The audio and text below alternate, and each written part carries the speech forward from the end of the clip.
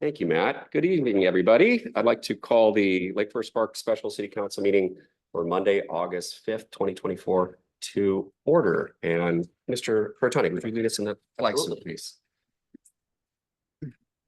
I pledge allegiance to the flag of the United States of America, to the republic which stands one nation under God, indivisible, with liberty and justice for all. Thank you, Councilmember. Please be seated, everyone. I would entertain a motion for adoption of the agenda at this time. I'd like to move to adopt the agenda. Second. Been moved and seconded. Is there any discussion? All those in favor say aye. Aye. Aye. Thank you. Are there any nays? Let the record show that it passes 6-0. Thank you very much, Council. And with that, we're moving on to public comments. And as per our responsibility, actually, to read these particular rules that the council has set, the council will not be accepting online public comments. This portion of the agenda is set aside for the public to address the council on agenda items. However, the mayor or council, the mayor or council may not respond to comments from the public. If the comments are of a nature the council does not have influence or control over, then the mayor may request the speaker suspend their comments. The mayor or council may direct staff to follow up on items brought up by the public, and comments at this time are limited to a 3-minute time limit. We always welcome public comments. Thank you, Corey. Great. So nice to see so many of you here tonight. This kind of kicks off the beginning of our budget season with our community partners. So thank you all for coming. At the beginning, we have our friend and former council member, Mr. Tonkin. Jack, would you like to join us?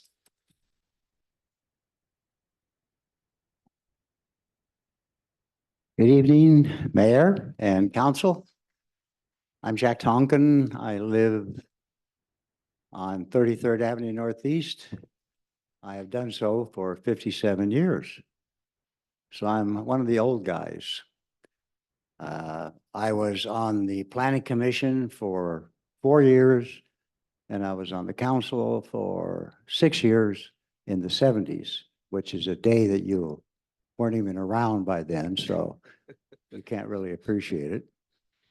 But in that time I was on the Planning Commission was my first experience in really becoming aware of how special and different Lake Forest Park is or was. In my house, we lived on McAleer Creek. We used to hear the big runs of sockeye come up in the evening and open our windows to hear it. And I took my daughter down to watch the spawning. And that was the Lake Forest Park that I remember. Now we're dealing with something that I think is critical to review. And that is all the work that all the planning commissions have done, all the council has done, your predecessors have done over the years, is serve to protect the environment, the trees, the creeks, the slopes that we have, that Mother Nature gifted us. And you have protected that. You've put in ordinances of setbacks and buffers and been high with stingy with your permits with good reason. And now this thing called reasonable use is in play. Everything that has been done is over. It's been thrown out the window. It's totally neglected. And there's no firewall to stop the developers from coming in and saying, well, I can't apply with the conditions, and so I'm going for reasonable use. You have two of them right now. Going to have some people talk about one of them tonight.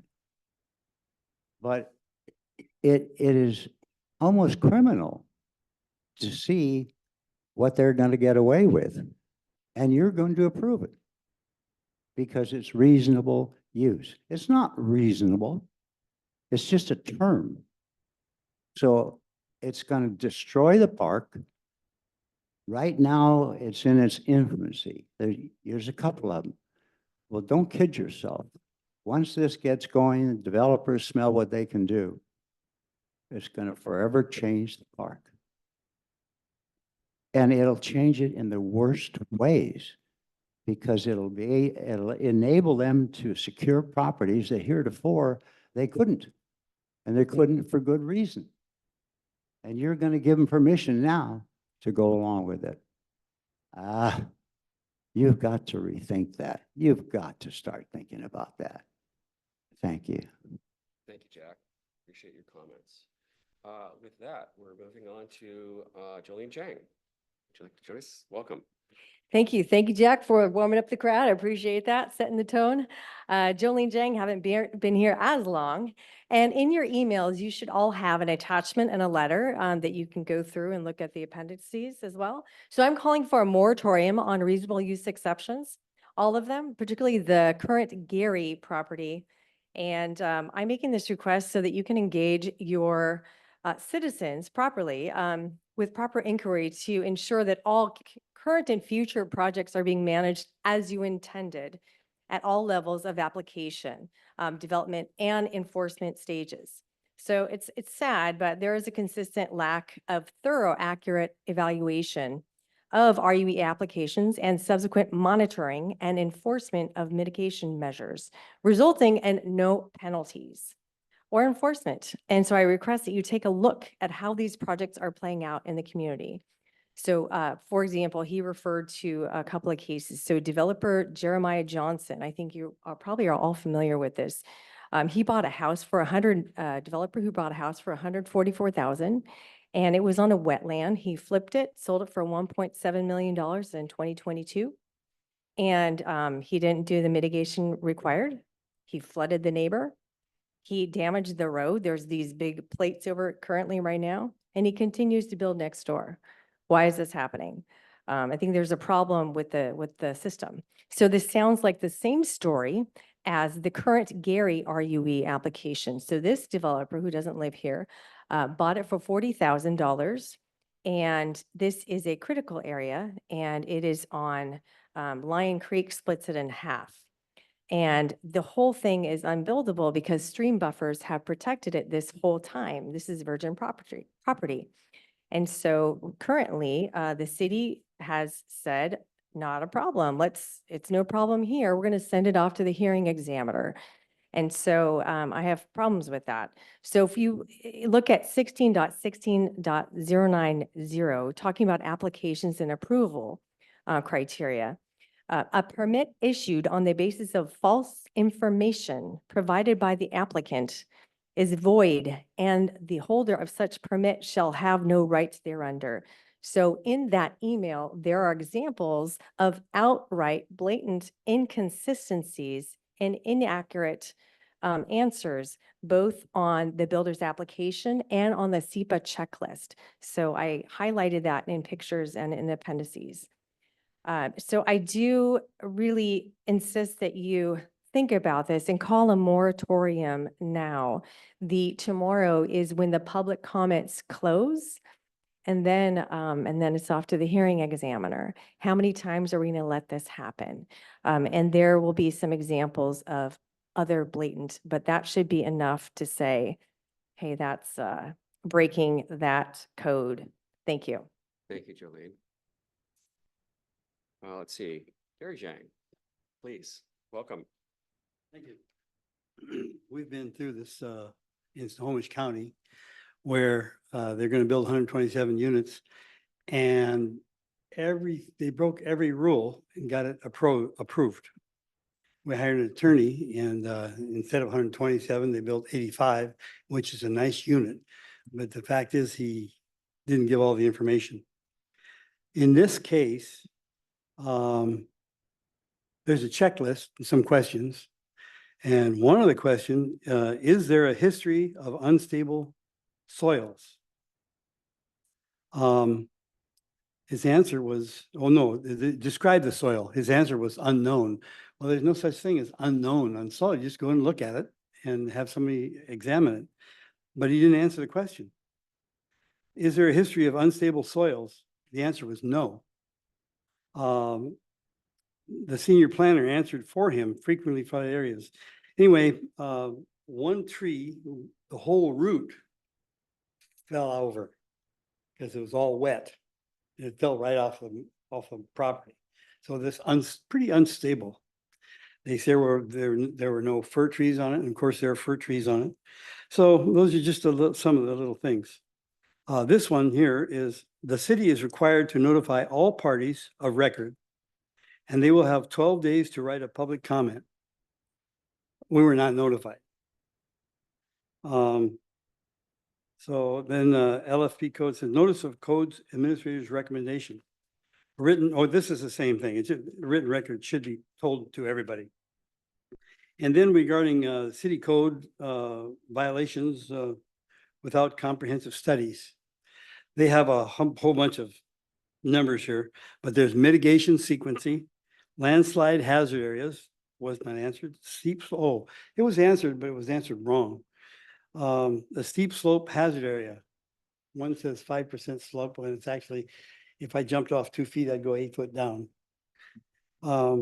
Critical root zones, streams, development in floodplains, landslide hazard area, wetlands, fish. Oh yeah, that's a thing.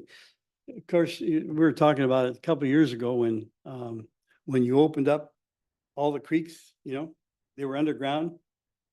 In fact, 50% of the problems with the salmon was caused by local governments.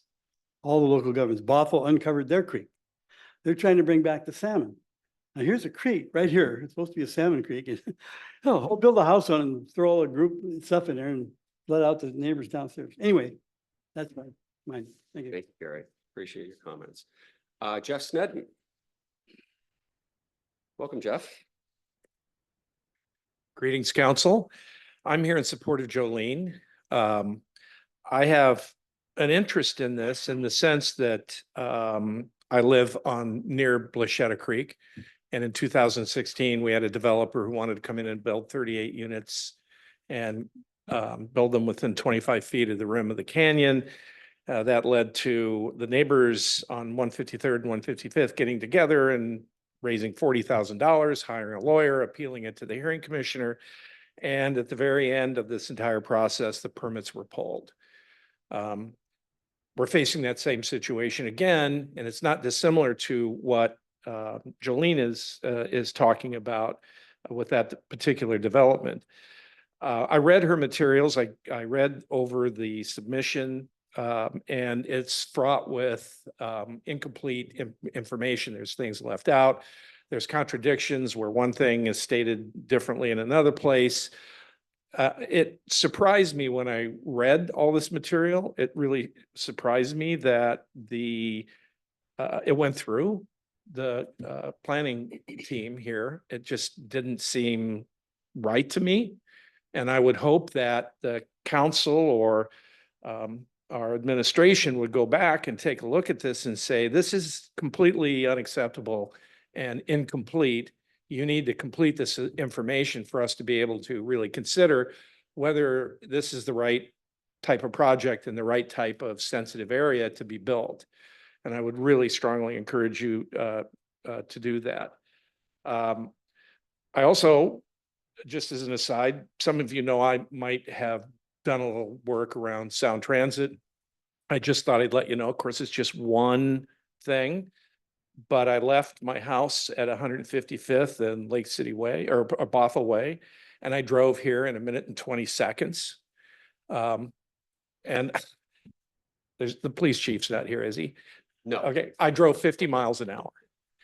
And of course, this is during, peak afternoon rush hour traffic. And maybe it's just one time, one place, one person. But I think when you look at the aggregate data, as we've shown you before, that there's a quite different story than what's been presented by Sound Transit. But anyway, I promise I will not drive 50 miles an hour anymore down that highway, down that hill. It's kind of hard to do, but I promise I will not do that again. Thank you. Thank you, Jeff. Okay. Nancy Jang. Welcome, Nancy. Maybe adjust the microphone to your, so we can hear you. Okay, Thank you. I'm Nancy Jang, and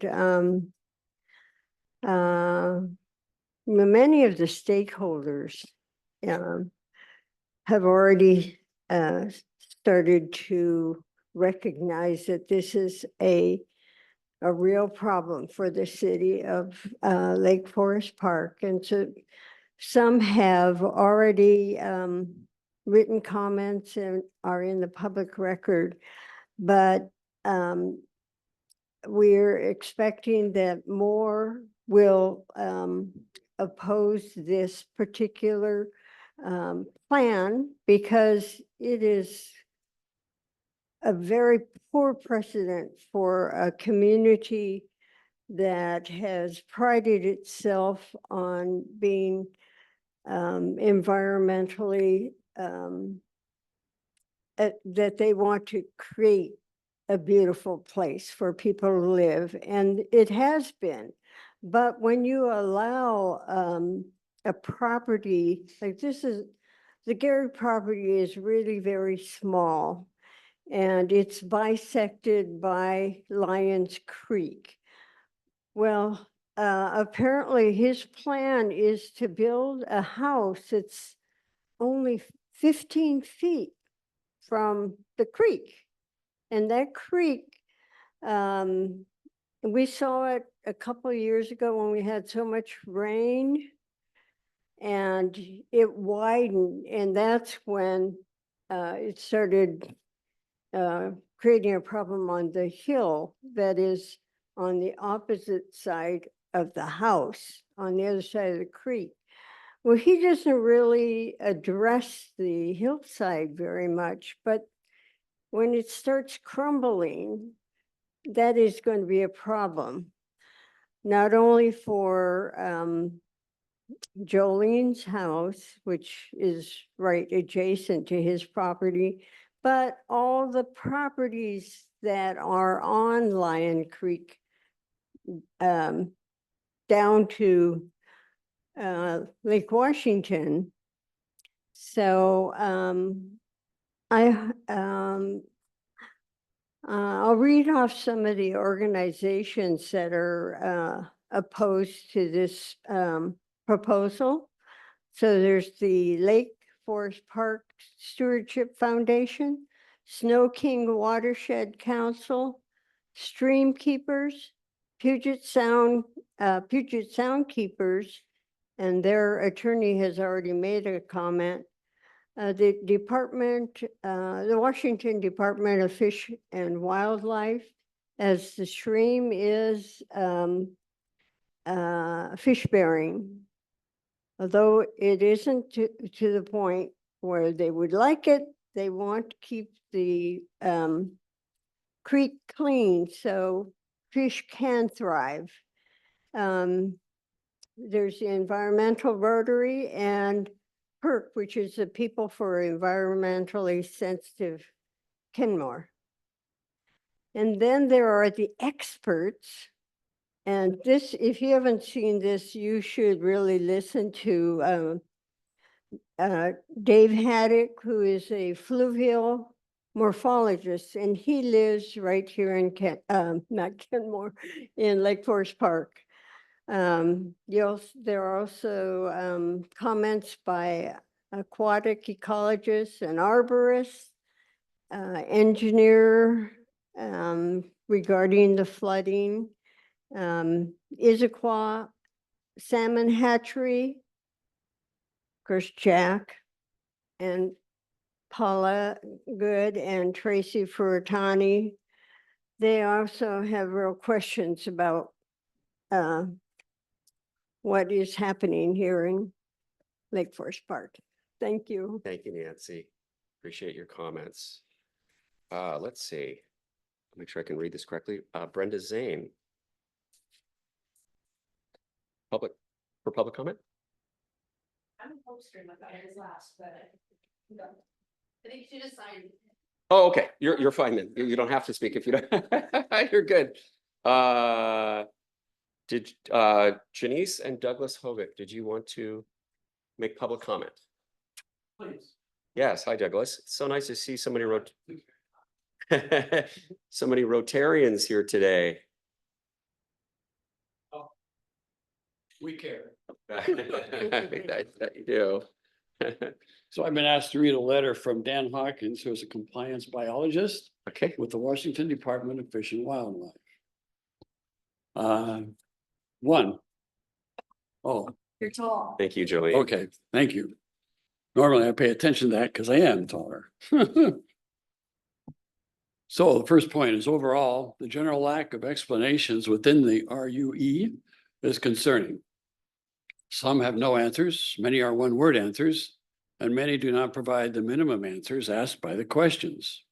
In general, not enough information has been provided to approve the proposed project. 2, Lions Creek floods frequently, and some addition of large woody material in the stream.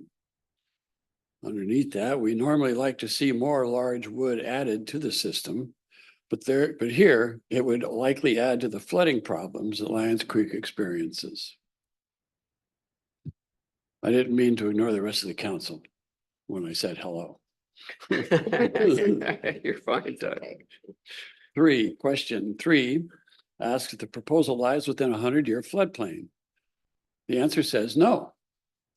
That's not correct, and work does occur within a 100-yard floodplain, 100-year floodplain. 4, the culvert that conveys Lions Creek underneath Northeast 205th Street and through the site is a partial barrier from fish passage, and the plans will have to provide enough space for a fish barrier correction project to occur in the future. The fish barrier correction culvert will be much larger than the one currently there, and the plans are lacking adequate space for a fish passage barrier removal project to take place. Number 5, under plants, evergreen trees were not checked. I can see from aerial photographs and Google Maps Street View that there is at least 2 cedar trees on site. 6, the plans propose to replace large trees in a 1-to-1 ratio with new plantings. A young newly planted tree does not account for the removal of a large mature tree. 7, under the animals section, all questions are answered with NA. There are certainly animals using the site, including birds, fish, and mammals. The Washington Department of Fish and Wildlife records show that cutthroat trout and coho salmon have been documented in this reach of Lions Creek. The local biologist also told me that the reach on this site has high-quality spawning habitat, which is of high importance to the conservation and recovery of coho salmon populations. And one more piece under that is if coho salmon are present, then they will likely migrate upstream to spawn, and juveniles will likely migrate downstream on their way out to the Puget Sound and Pacific Ocean. 8, there appears to be little to no proposals for habitat enhancement. This will be necessary to mitigate the impacts that will occur while developing this site. Washington Department of Fish and Wildlife's no net loss standard has not been met in the proposal. These are my informal comments. I hope this provides more clarity for you until the official comments from Washington Department of Fish and Wildlife comments are sent to the City of Lake Forest Park. That's Dan Hawkins, the compliance biologist with the Washington Department of Fish and Wildlife. Thank you, Douglas. Has that letter been entered into the record as a comment on the case? I'm not sure if it has, but we certainly can. Thank you, everyone. I would encourage you in any kinds of issues like this to ensure that your comments also are submitted in written form Great. too. Not a requirement, but it's helpful. Great. So thank you, Douglas. Thank you. Janice, can you make your way up here? Or you want me?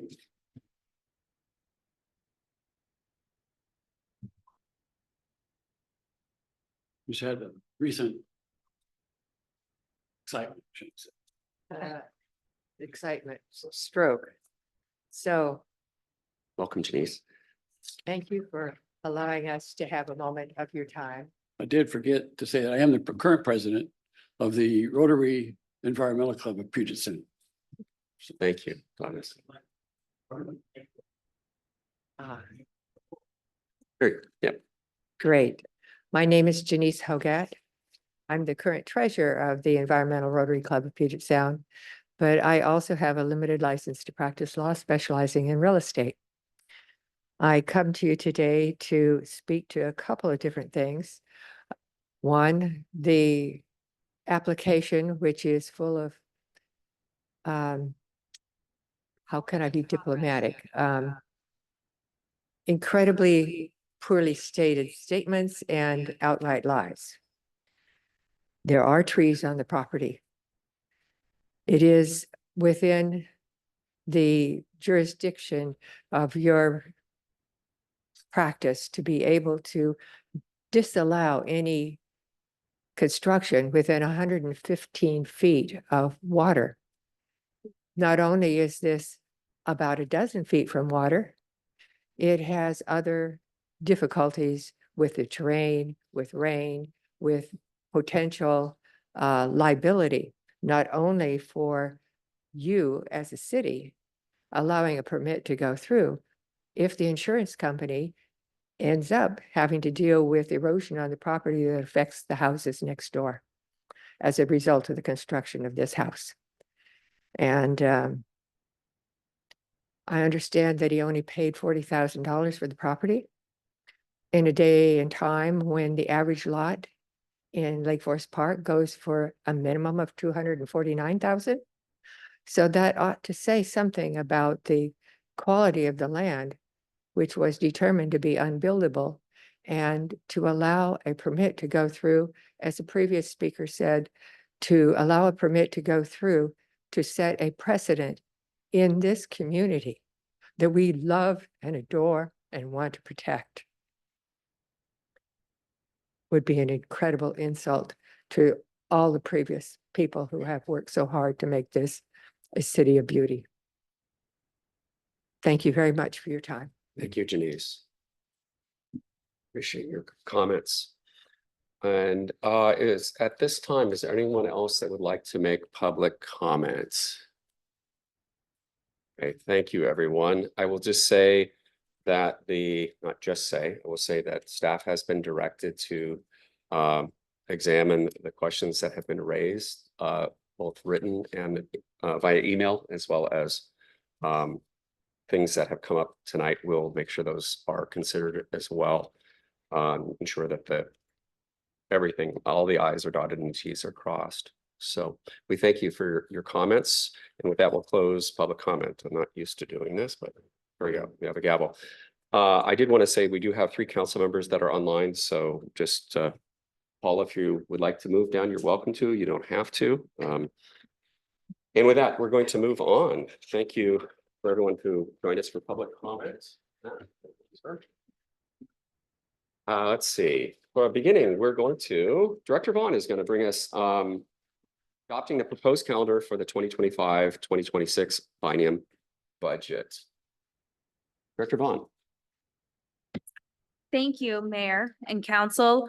So this evening, I'm just inviting Council, as we have in the past, in order to remove the draft off of our budget calendar and adopt our budget calendar for the 2025-2026 biennium. And at this time, I'm looking for, I guess, a motion in order to basically adopt the calendar so we can remove the draft. There we go. Thank you. Thank you, Director Vaughn. Council, before we go to that, are there any questions for Director Vaughn? I see Mr. Lebo. No, I didn't have a question. I just wanted to thank Director Vaughn for all of her work and at the appropriate time, move that we adopt the calendar. Any other comments before Mr. Protani? I'll second first.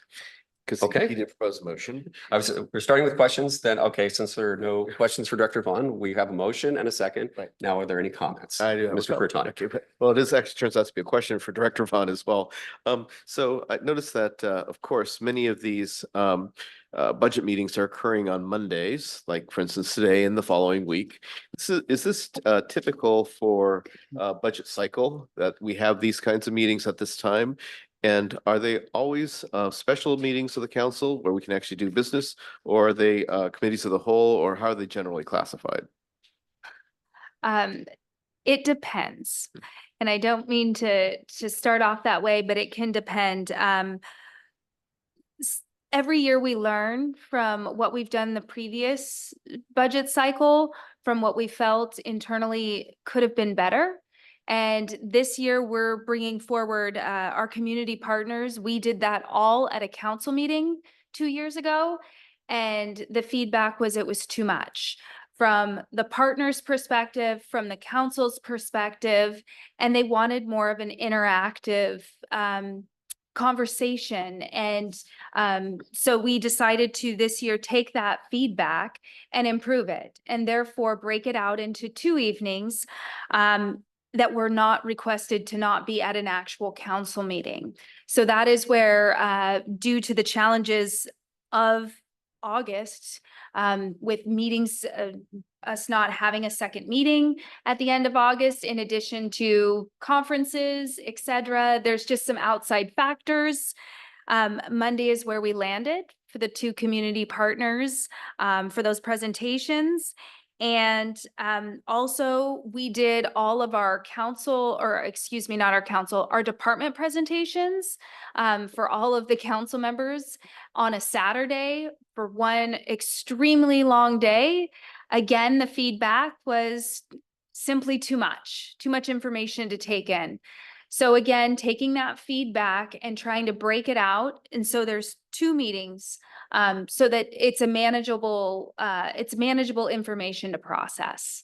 So I don't know that there's, we try to take all of that information, and as we learn from it, we improve. And so that is why this council, or this calendar, looks a little different than the one from 2 years ago. All right, thank you. Thank you, Councilmember. Any further questions or comments? Okay, there's a motion on the floor to adopt the City of Lake Forest Park budget calendar for the 2025-2026 biennium. All those in favor signify by saying aye. Aye. Are there any nays? The ayes have it. Thank you, Council. That passes unanimously. Thank you, Director Vaughn. Appreciate that. Let's see, and we're moving on then to Corey, our community partner presentations. And I believe we're going to be starting with did you want to do the introduction? Yeah, I'll go Thank you, quickly Corey. so we have most time possible. First, we have Teresa with the Shoreline Lake Forest Park Senior Center. She is online. And so Matt will. Welcome, Teresa. Can you hear us okay? and I just- There we Hi, are. everybody. Hi. I just want to let everyone know Teresa is retiring, so this is her last, yeah, I guess last council meeting with you all. So she was with the Senior Center for 6 years, and Welcome, Teresa. Thank you for joining Thank us you. tonight.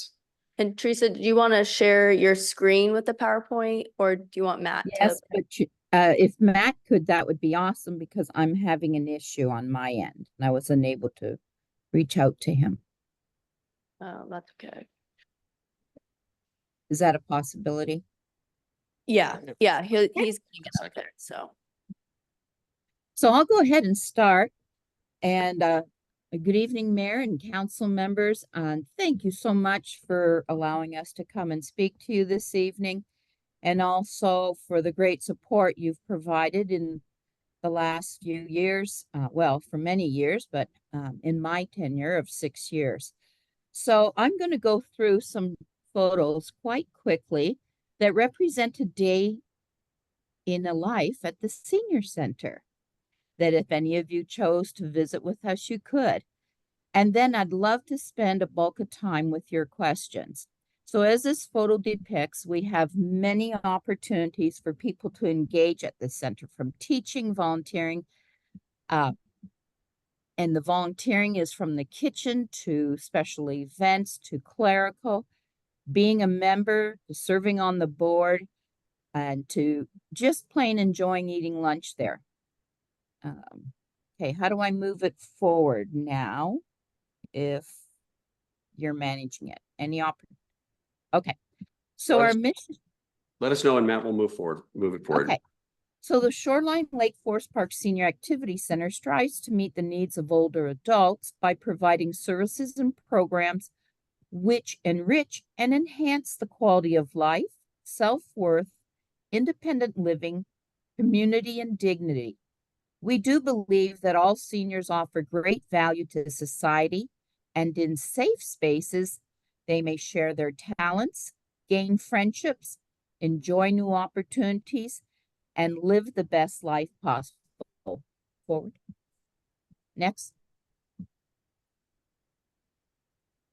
So, a day at the center. We have currently 69 programs to provide for you for your selection based on surveys we do, what the interests are, and what we understand both of our communities to be. So we have 34 fitness classes, and actually it has just escalated to 37, ranging from varying Tai Chi, yoga, aerobics, rock and roll style fitness, and dance programs. We have 4 different styles of dance. And I'll give you an example of how popular our programs are. Our line dance classes, there's 7 offered weekly, have 176 participants enrolled. And almost all, it takes a break July and August, and the spots are almost all filled for the first week of September already. Next. So fitness is crucial at our center because we are a wellness model of a senior center. What that means, we focus on every aspect, mental, physical, and even to some layer, your spiritual well-being. We don't go into politics, but we offer meditative style programs to help you in that area. Also within that is our medical services. So we have Bastyr naturopathic medical services there weekly. Hokan is a new one for us. It started 3 months ago, and we have signed a contract for long term. And you might know of it as the Sage mobile unit. It is a mobile unit that comes once a month. It has 2 doctors, a physician's assistants, and an array of nurses. And they address every medical issue possible. They send out for like CAT scans, but they can do chest x-rays and such in the mobile unit. And it is a free service, and it has a big focus on LGBTQIA population, but not limited to that. We have acupuncture. Foot Care currently has over 545 reoccurring guests in it. That means every 4 to 6 weeks, they have their feet attended to by our specialists. And this past year, we've had a social worker. So starting in September, we've signed a contract with Fred Hutch for a mobile mammogram unit to come once a month. And we are so excited to have that. Next. We have for 3 nutritious programs. You're all familiar with the Meals on Wheels, where we deliver to homes where folks are restricted to their home for a variety of reasons, and more predominantly health issues. We have community dining, which is in-house, and I'll share that we've added in the spring 4 cultural meals a month from unique cultures. It's not just your traditional Hispanic and Korean, it's Eritrean and Ethiopian and a whole host, so that we draw more people from those populations that haven't had their needs met yet. We also have an emergency food pantry. We do not promote it because we are not a food pantry distribution site, but our social worker draws from it weekly. Next. And then these are just a couple of photos. You can go ahead. I should share that the lunch program is a suggested donation of $5, and it is a nutritious meal.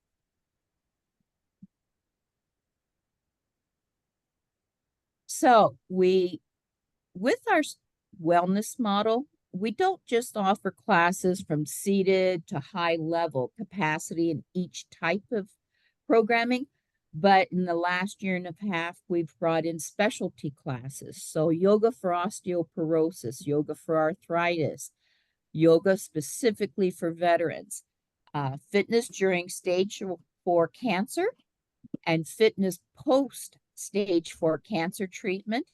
We have a class called Treble, and it's in partnership with this Snohomish Parkinson Wellness Center. And it is a fitness program through theatrical moves. So it's a lot like Whose Line Is It Anyways on TV? They act out. And why it's done that way, when you have the trembling in your hands, it's very hard to focus on doing traditional physical moves, hold weights in your hand. Just the whole muscle control is an issue.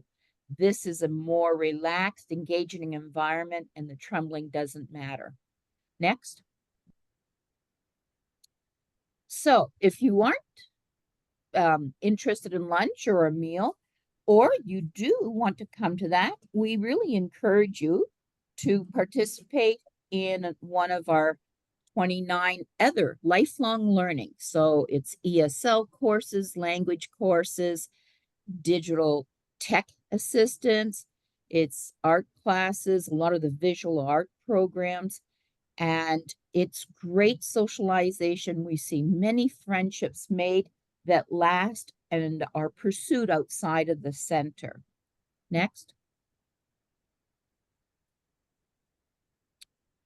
For those that are shy and just engaging in a type of facility like ours, a community center environment, we do have a docu-series program. We have some board games or Pinochle and Bridge, but we also have some discussions groups.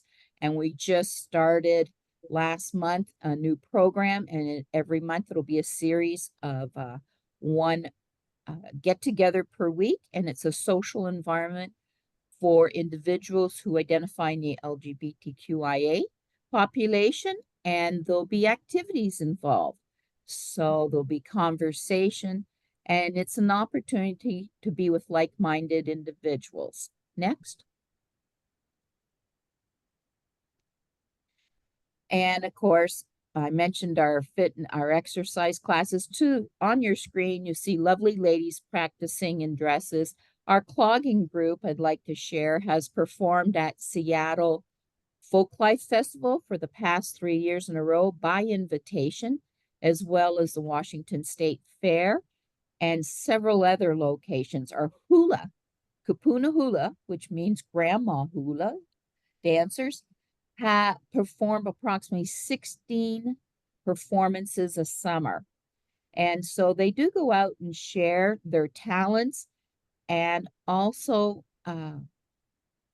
shed light to the general population how fun the aging process can be when you find a source to engage with individuals that share the interests, the hobbies, and the passions. Next.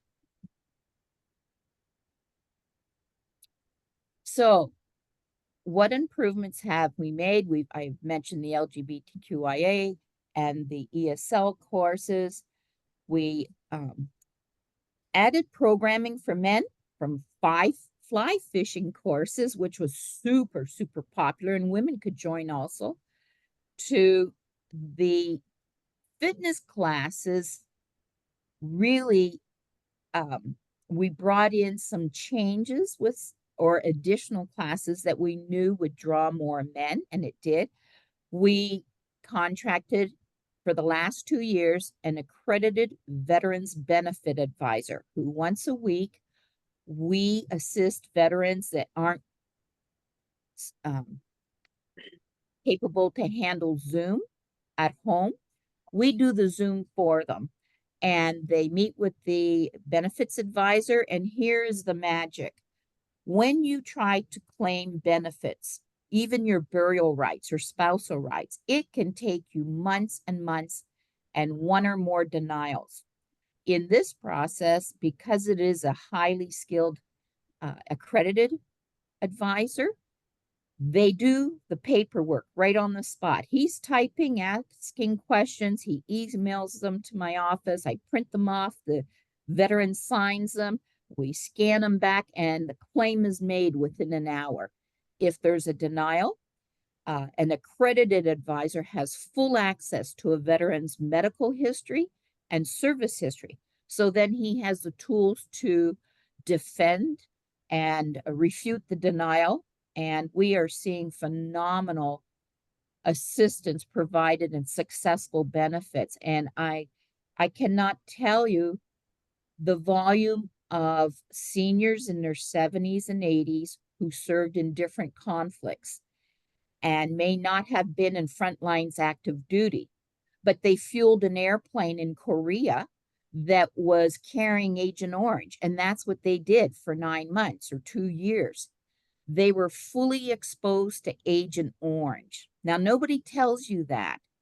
And so then many things that medically they are experiencing now can be traced back to Agent Orange through the testing. I mean, that's just one example. The social worker was a new addition, and she's 20 hours a week, and she's phenomenal. She is the best resource manager I've ever met, and helps individuals from housing needs to family issues to medical services required in the home. And I can tell you an area that we're seeing more of is homeless seniors living in their car, no addictions ever in their life. Medical issues have financially bankrupt them, or they just didn't have a long-term, a high-quality retirement program through their work.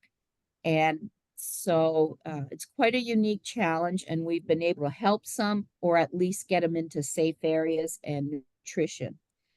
We've created many new partnerships for our fitness and medical programs. Next. So what are the results? So we are currently, in the last year, we saw a major escalation to 39% of our participants identify as multiracial or BIPOC communities. And we do still have, you know, a percentage that won't identify as who they are for any of the demographics, but that's okay. Our membership currently is 980, and our end of 2023, the end of 2023 was 1,006. So you can see the end of July, halfway through the year, we're going to way surpass. As for the statistics that Lake Forest Park has set for us, with the number of health classes we offer, wellness classes, recreational classes, we have either already met or surpassed what you set for us for this year. So we're hopping. Next, please. Male participation went this year from mid-2023 from 4% to now 18% of our participants. Next. And I will tell you, it's really hard to get men out because, first of all, they're not used to going to a community center and engaging like this. They'll go to a hunting club and a Rotary club and things like that. And they also health-wise decline faster. Veterans are now being at 7% of our population is identified. At least before we had none.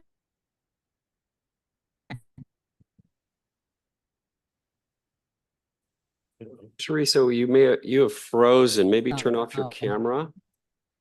Next. Yes, I think you can. Yep. That might help you with your. Next. There you go. Okay. Yep, we can hear you. Okay. All right. So we can move past this one, sir. Next. Okay. Our diversity and equity. I'd like to share with you a contract we started a year ago. It's with an organization called CMAR. They're a Hispanic health provider located downtown Seattle, and we contract for a coordinator to be in our building 1 day a week. We pay a monthly fee for that, and she does outreach to the Hispanic community and does the in-house programming. So there's 5 hours of language-based programming in Spanish. We have a Spanish language course for English people, English-speaking people, who, when they're done their 1-hour class, they join the CMAR group to create friendships, and both of them practice each other's language. They all go to the community dining lunch, and then we added Zumba, which is a Latin music exercise fitness class, and many of them then run into that in the afternoon. So it really has steamrolled and just become very, very popular. And we hope to extend that into some other groups as we move forward. We have the series for the LGBTQIA, but also we do Rainbow Bingo monthly. Some of you have been there, and it's multi-generational, age 21 and up, and it has been a massive success. And we will continue to expand our ESL courses to more levels and more language courses in the next year. Next. So we want to thank you for your great support. It's been awesome. The smiling faces on this screen tells it all. Next, please. So our request for this next year, we sustained in mid-2023, 2024, we leased from the Shoreline School District, and we all know they were going through some challenges. And so effective September 1st of each year, we started in this last September a substantial rent increase, and it will continue for the next 4 years until our rent is doubled. And it's hitting us hard.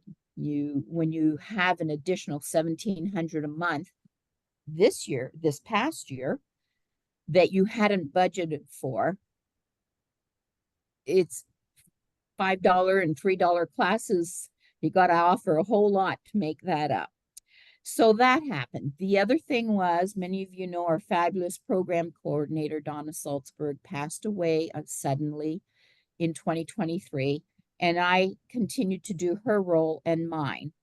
But as of January 2024, I did hire a full-time programmer to move our building further into the needs of the community and meet those needs. And we also acquired a 0.8 administrative assistant because of the growth of the center. So those are some costs that have really jumped out at us. And we know all the vendor costs have gone up, but those two areas were really a challenge to meet and will continue to be. So I am requesting a $10,000 increase in the next for 2025 and 2026 to help us continue our operations at the level they are and continue to provide. We do provide 40% of our programming free, and the rest is very low cost. And we want to really maintain that opportunity to support. We have 39% of our participants are in the $25,000 income per year range and less. So you can see why the free classes and free programming, medical services, really critical. So with that said, thank you for giving me your time, and I'd love to answer any questions. Thank you so much, Teresa. Colleagues, questions for Teresa?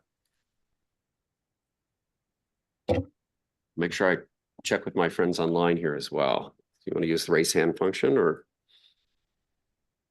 Councilmember Goldman. Thank you very much for your presentation. I appreciate the work that the senior center does. I was just curious, do you have numbers? What percent of people at the senior center are from Lake Forest Park versus Shoreline versus other cities? So yes, sir. And I do turn those in every quarterly to the business office for your city. And I can tell you we look at the numbers that are put into the city's website at approximately a little over 1,200 seniors in Lake Forest Park, excuse me. And we service a little over 300 right now. We know we could service more if we found a location to send instructors to in Lake Forest Park. We cannot afford to pay rent for a space. And that'll be a big topic with the new director that I'll be sharing, because that was going to be my goal this year, was to find a way to bring them in. I'll share with you, we have 2 buses allocated, Heights shuttle buses, one that do Shoreline and Lake Forest Park, bring seniors to the center, take them shopping, doctor's appointment. When you leave your home, you can wait up to 40 minutes for the bus. You ride it to the center, do your 1 hour lunch or class, and then wait up to 40 minutes to go home. So you're actually putting in over 3.5 hours of time for 1 hour of actual service. So we recognize we have to go into Lake Forest Park. That it's too hard. If you have an ailment or you need rest or you just are busy and you don't have 3.5 hours to wait on a shuttle bus. So we want to come to you. Thank you. Councilmember Furtani. Hi, and thanks for the presentation. I just had a question about the new light rail station that's opening about a block from where you are. Do you anticipate there's going to be a lot more foot traffic? And if so, do you have like the capacity to absorb more visits by more people? We do have capacity to absorb more. The building runs about 300 guests plus on Wednesdays. Mondays pretty close to that. Fridays we close at 1, so you're looking at about 150. Tuesday and Thursday about 200, 250. We can take on more. There's some classes that aren't filled, but we also occasionally have an empty room here and there where we can add. With the light rail, we do not foresee an older population taking it. The 50 and 60-year-olds, the younger 70-year-olds, we figure will. What we see more of problematic is our parking lot is ideal for commuters. Right. And our seniors being pushed out of the parking lot. Yeah. So that's a real concern for us right now. All right. Good luck with that. Okay. Deputy Mayor Bodie. Yes, Teresa, thank you so much. I'm just constantly impressed when you review your ever-expanding list of services and contributions for the community. And certainly, it's terrible news that you're going to retire. So somehow I thought you would just stay on forever. So I'm very sad to hear that, but I really appreciate the expansion. I've kind of followed the progress that you've made through the pandemic and beyond.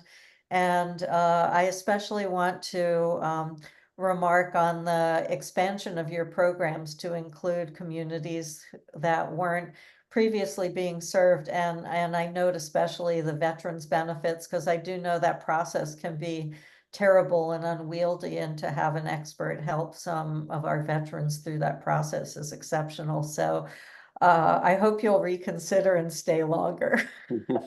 Well, But that is so you. kind of you. Thank you. Yeah, thank you so much.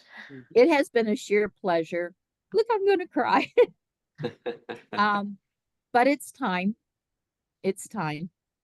And so they have My selected a new. retirement job is on city council, so maybe you'll be looking for similar opportunities.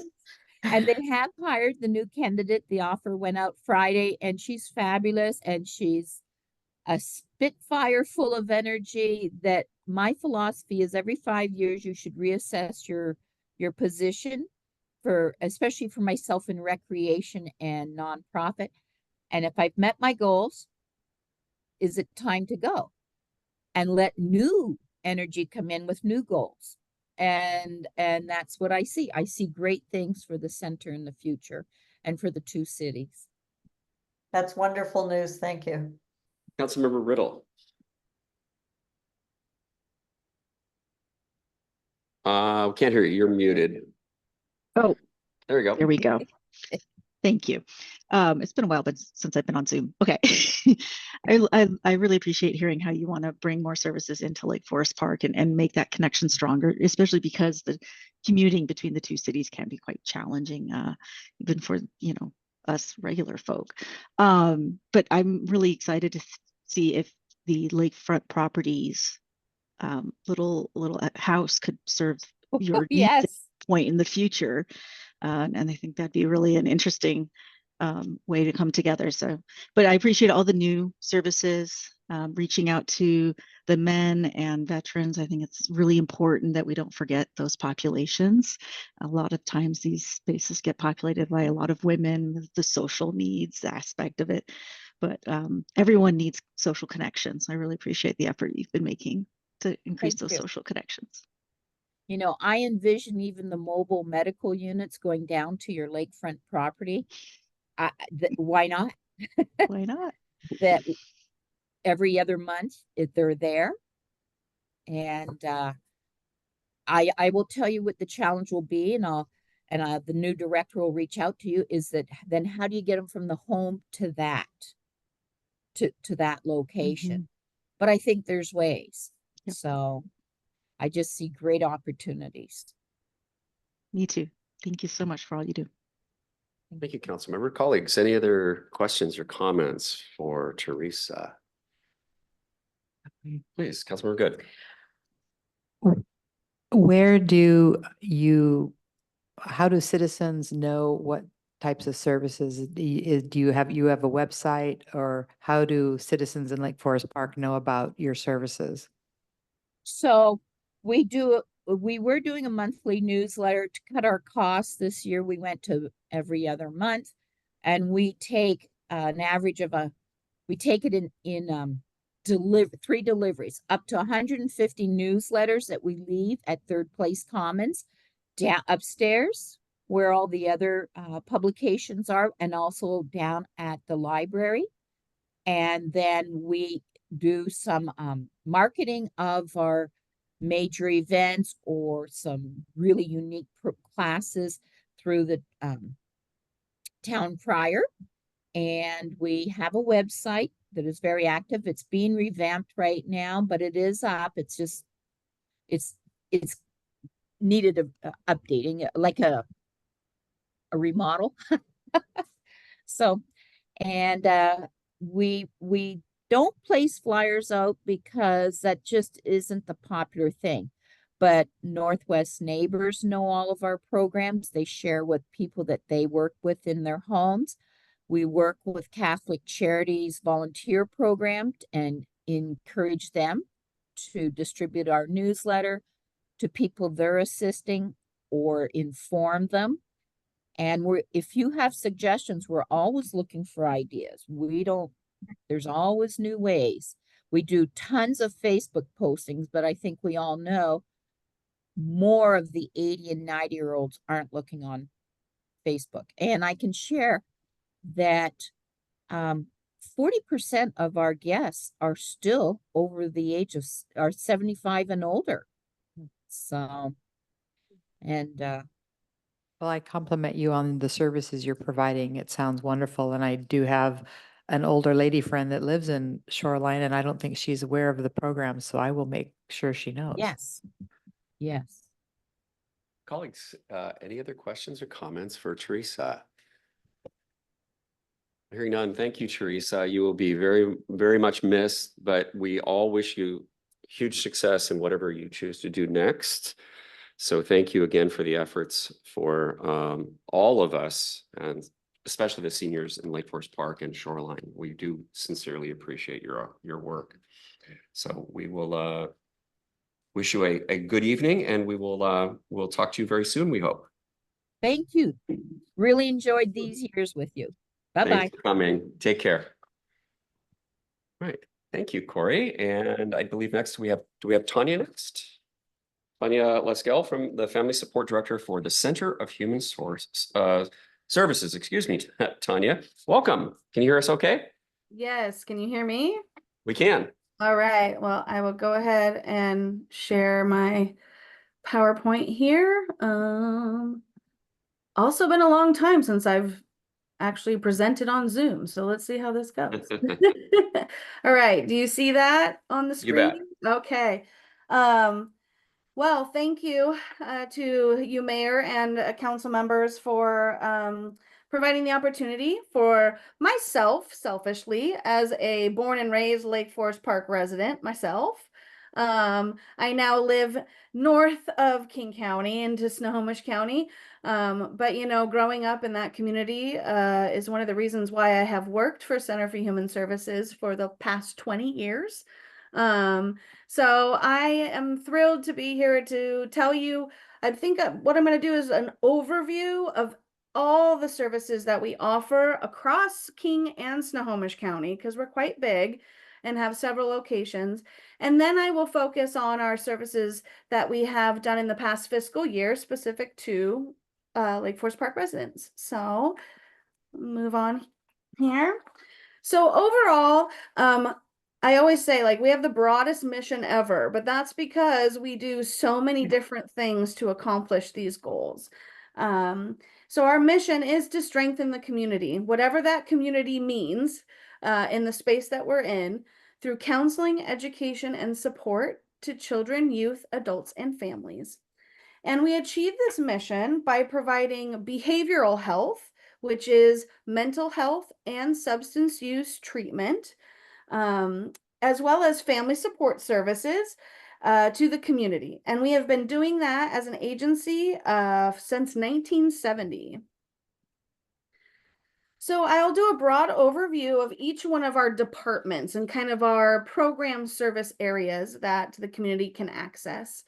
Our mental health counseling is your typical therapeutic support, usually one-on-one, but can involve family members, where it is a clinical assessment is provided to provide therapy either through the schools, which we are in some Shoreline schools, or office-based. We are still able to do some telehealth based on where the state is right now with doing therapeutic interventions over Zoom or another platform. So you can be seen in person or by telehealth. Our behavioral health integration department is for the past 8 years has been integrating short, brief interim care, therapeutic care from a referral from a primary care clinician in some of the community health clinics in Snohomish County. So that one is very much focused on Snohomish County. Our substance use disorder treatment is all outpatient. So we are not an inpatient detox facility, but we are a place for either voluntary or court-ordered treatment for a substance use disorder. And we have both intensive, which that means more hours per week, more times per week, more therapeutic interventions, versus outpatient, that's less dosage. We do this service for both adults and youth, on-site, as well as some hybrid options. And currently, we are also doing a lot of outreach programming around the opioid epidemic and trying to do some training for the community on the use of Narcan and harm reduction for those in our community that are suffering from substance use disorders. Our community-based intensive services, the keyword is intensive and community-based. So this is where the level of mental health intervention for a family, particularly with a young person that is involved in more than one system. So it could be that they have a mental health therapist for their depression, but they also have an individualized education plan at the school. Those two systems warrant the support of creating a team of providers to come wrap around the family and support them in meeting their goals, instead of having this siloed effect. So that is our WISE, or wraparound program, is as it's referred to. And that is, as I said, an intensive service-based program where we go to the school and create that team of people, or we meet with families in their home. Another spoke of that wheel of support is specific mental health services for parents and children under the age of 6, which is our infant early childhood mental health program. How we support postpartum depression or prenatal depression, as well as those early years of parenting with a clinical support is very different than once a child is over the age of 6 through the school or to an adult. So that is a specialized home visiting option for families with children under the age of 6. And then, of course, my bread and butter as the Family Support Department Director, we have a variety of family support programming, which is more of the preventative supports for the community to access. And some of those programs are parenting classes that are offered virtually still, because some spaces, when you meet in person, limit how many people you can have in the room. And we're serving more people from a wider range of King and Snohomish County by offering it virtually. So our parenting classes, which are offered in Spanish and in English. We have early learning parent support groups where the child and adult come and engage in learning together as a way of preparing for kindergarten. Those are also in Spanish and English. And then we also have a unique population group for kinship caregivers, which we probably cross paths with the senior center. And most of those kinship caregivers are grandparents in their 65 plus that are parenting their relatives' children. So these are our core values that we try to implement, we try to exemplify across all of our programs and services. I won't go into detail about each one of them, but it's important that we're serving people that are in our diverse community in an accessible way. We're not doing it alone, that we're doing it well and high quality, and that we have fun while we're doing it. So our population, while primarily like our family support programming, that is open to anybody. It doesn't matter what your income level is. You could be a nanny that's watching a child and you want to learn more about child development through the parenting classes.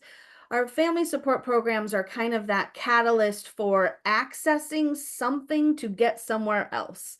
But primarily our clinical programs, and this is where Lake Forest Park historically has been more of a higher income community, but there's still hidden pockets of poverty within the city limits. And those are the families that we're really trying to serve with our clinical services. We primarily bill Medicaid insurance. However, we can do some private insurance if that is if we're the service provider that family would benefit from. Across, low income households, they are limited to access. So that's our goal, is to be their access point for intervention. We have a long history of serving immigrant families, primarily the Hispanic Latinx community. And as I noted, we're across King and Snohomish County. But let's talk Lake Forest Park. So I did a quick data poll from the fiscal year for us is July through June. So July of 2023 to June 2024. I was able to pull that we served 61 unique LFP residents during that time period. And those 61 unique residents received over 2,500 unique visits or services. So that could be that a service could be that they called our centralized screening line and they did the first step to getting mental health treatment. And then it could be they had their first ongoing appointment with a therapist. It could be they attended a parenting class session, or they, did one of the substance use treatment groups. So those are our unique visits and services. And it appears that those services were nearly 2,000 hours of direct service to those 61 residents. What's unique about Center for Human Services and all those programs is that there's overlap. And like I said, with family support, we're often an entry point as a catalyst to say, I think I might need an intervention versus prevention. And that's where we can do a warm handoff for a mother who's struggling with her newborn baby, you know, trying to make that relationship feel good and feel successful. We can do a direct referral into our infant early childhood mental health program. So in doing some of this data analysis, I noted at least 6 clients out of that 61 were being served by more than one program. And this this data here, this pie chart reflects that mental health department, that's our office-based or school-based, and our family support department are the main points of entry for our Lake Forest Park population. A little bit more demographics. Ages, we're all across the board. You will see that the 0 to 5 is going to be that IAC, the infant early childhood mental health clients, as well as probably a lot of the family support clients. The school age, that's going to be a lot of the mental health services that are also partnering with the Shoreline schools to be in schools like Lake Forest Park Elementary School. And that adult population is across the board, especially since we have a lot of programs where the child and the adult actually attend together. The 66 plus, that is primarily going to be our kinship providers. Like I noted that most of them are grandparents and are raising their relatives' children. For Lake Forest Park residents, the race and ethnicity breakdown, still predominantly white. However, we are seeing a diverse range of BIPOC people, Black, Indigenous, people of color. The Hispanic Latinx, again, is one that we definitely prioritize serving as an agency, especially with our family support department. And then just as Teresa noted, there's still people that are not comfortable with sharing that information, and we just don't know, because this is all self-report from the client or participant. So I noted we're kind of all over the place. You're probably most familiar with our original building on 170th and 15th, just south of Safeway. I used to be able to say south of the post office, which is now no longer the post office and now a apartment complex called the Postmark. But right next to 7-Eleven, that is our main hub that we have grown out of over the years. And in my tenure, that used to be the only location we had. So the fact that we have 5 other locations and actually a 6th one in Everett coming soon, we've really grown. We used to all fit in that one building, and now we are spread out across North King and South Snohomish County. LFP residents are likely coming to both of those Shoreline offices, which were only a mile apart from each other, for mental health, substance use, and family support. Our community-based intensive services are either going to them in their home, to them at the schools, or they're operating out of our Linwood location, which a shortcut through Lake Forest Park gets you there real quick. So just to end, I just wanted to share this quote because this is a testament to every community needs to have a sense of caring to have a sense of community.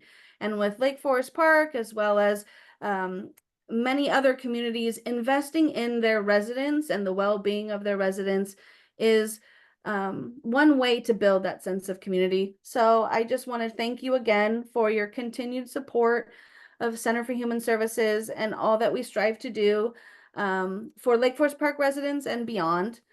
And here's some information for you. Our main line is basically the go-to for anything, whether you're seeking services or trying to connect with somebody to learn more.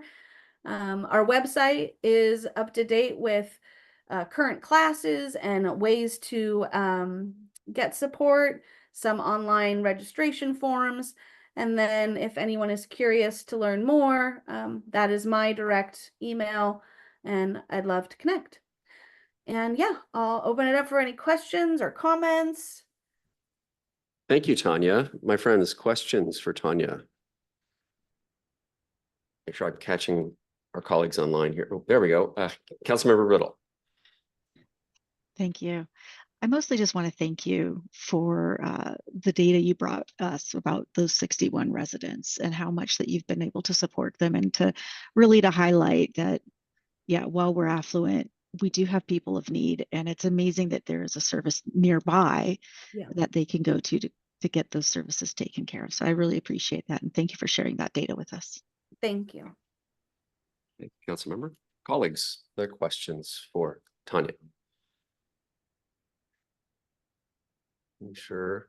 Okay. Well, thank you, Tanya. We sure appreciate all the hard work you do. I'm stunned to look at the chart of the locations, how fast you guys have grown and serving a broader region. And we do thank you for all the hard work that you and your team and friends put into helping all of the surrounding community. So we will look forward to talking to you very soon. Thank you for joining us tonight. Thank you very much. Have a great evening. You too. Thank you. Okay. Colleagues, there's been a request for a 5-minute recess. Any objections? Recess for 5 minutes.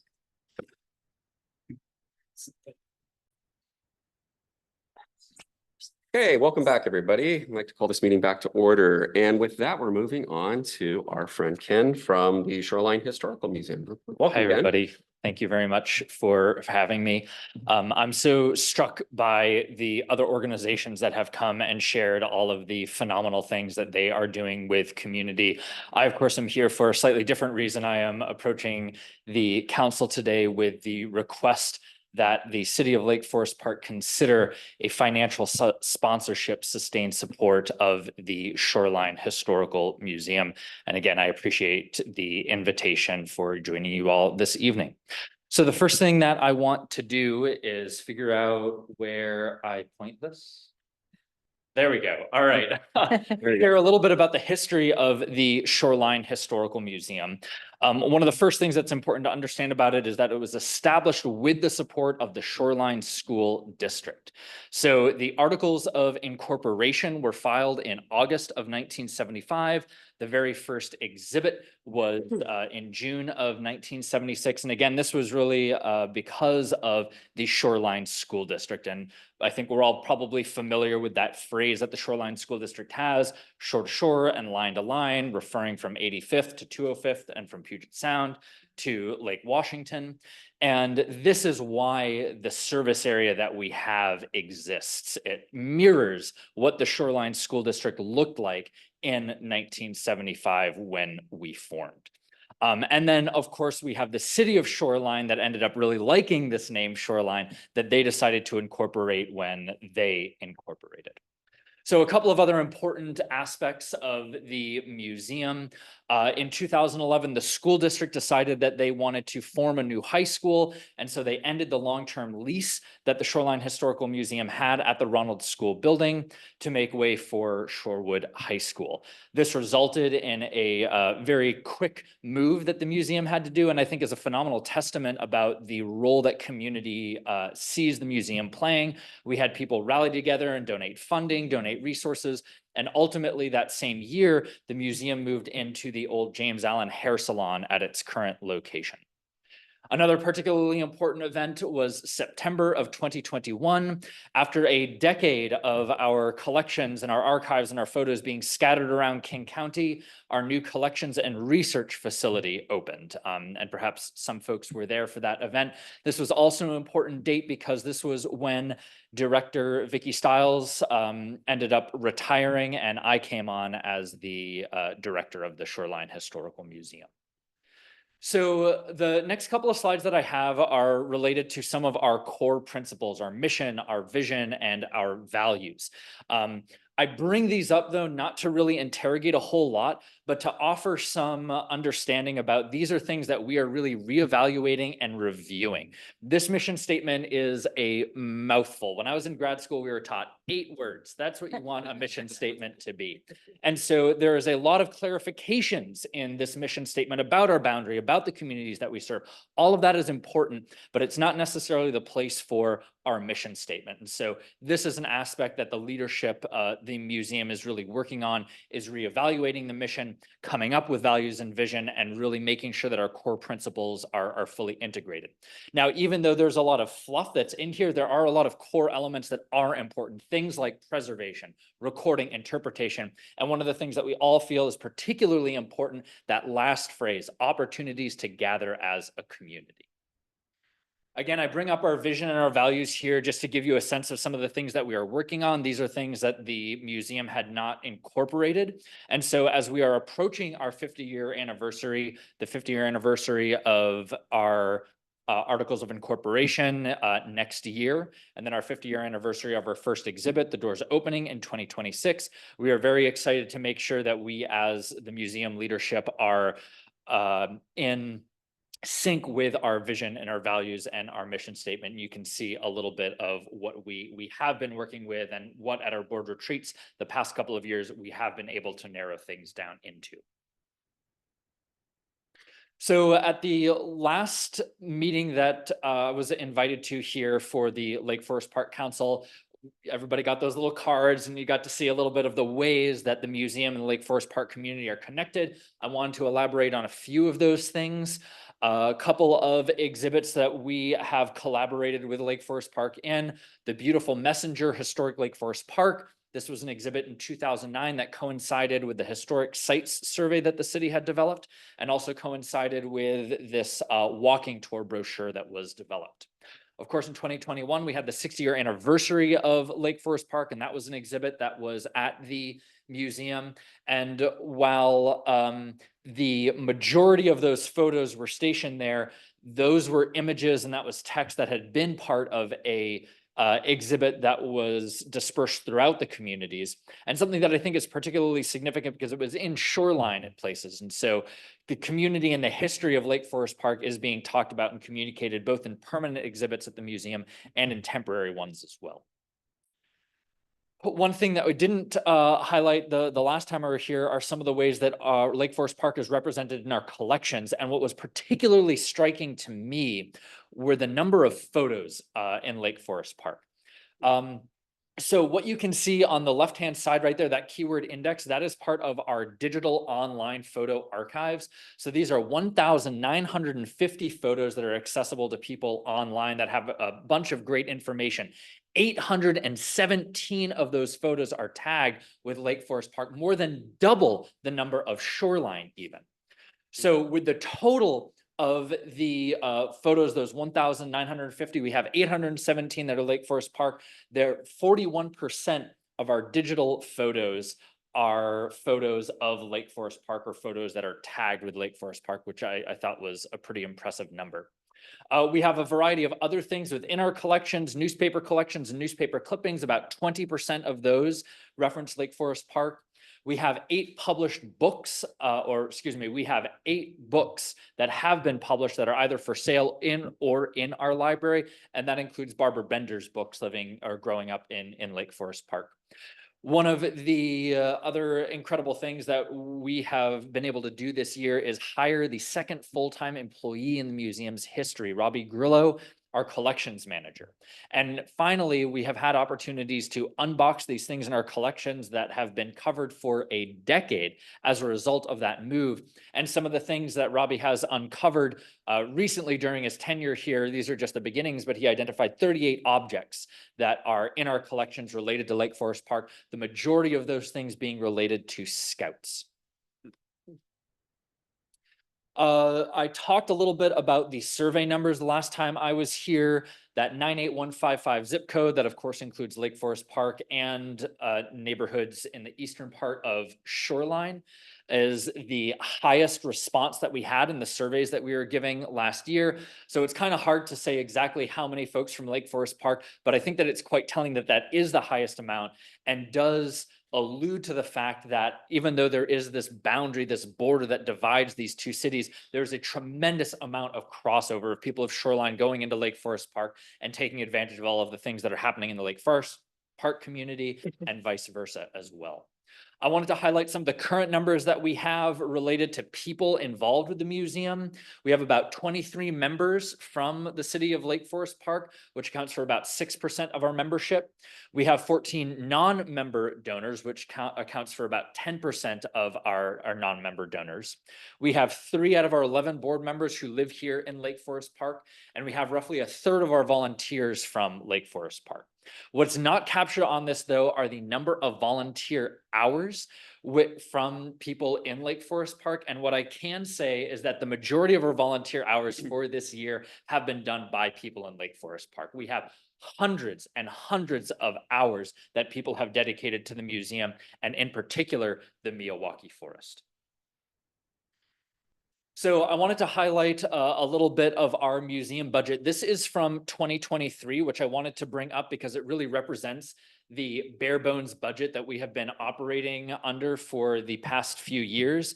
This year's budget looks a little bit different because we have the King Conservation District grant, which is wonderful, but it is restricted funding. It's only money that is able to go for the Miyawaki Forest. And while this is an incredible thing that we're so excited are bringing people together and are energizing so many things happening in our communities, there are a lot of other things that people are excited about as well. And so the request that we have for everybody today is asking for some of that unrestricted funding.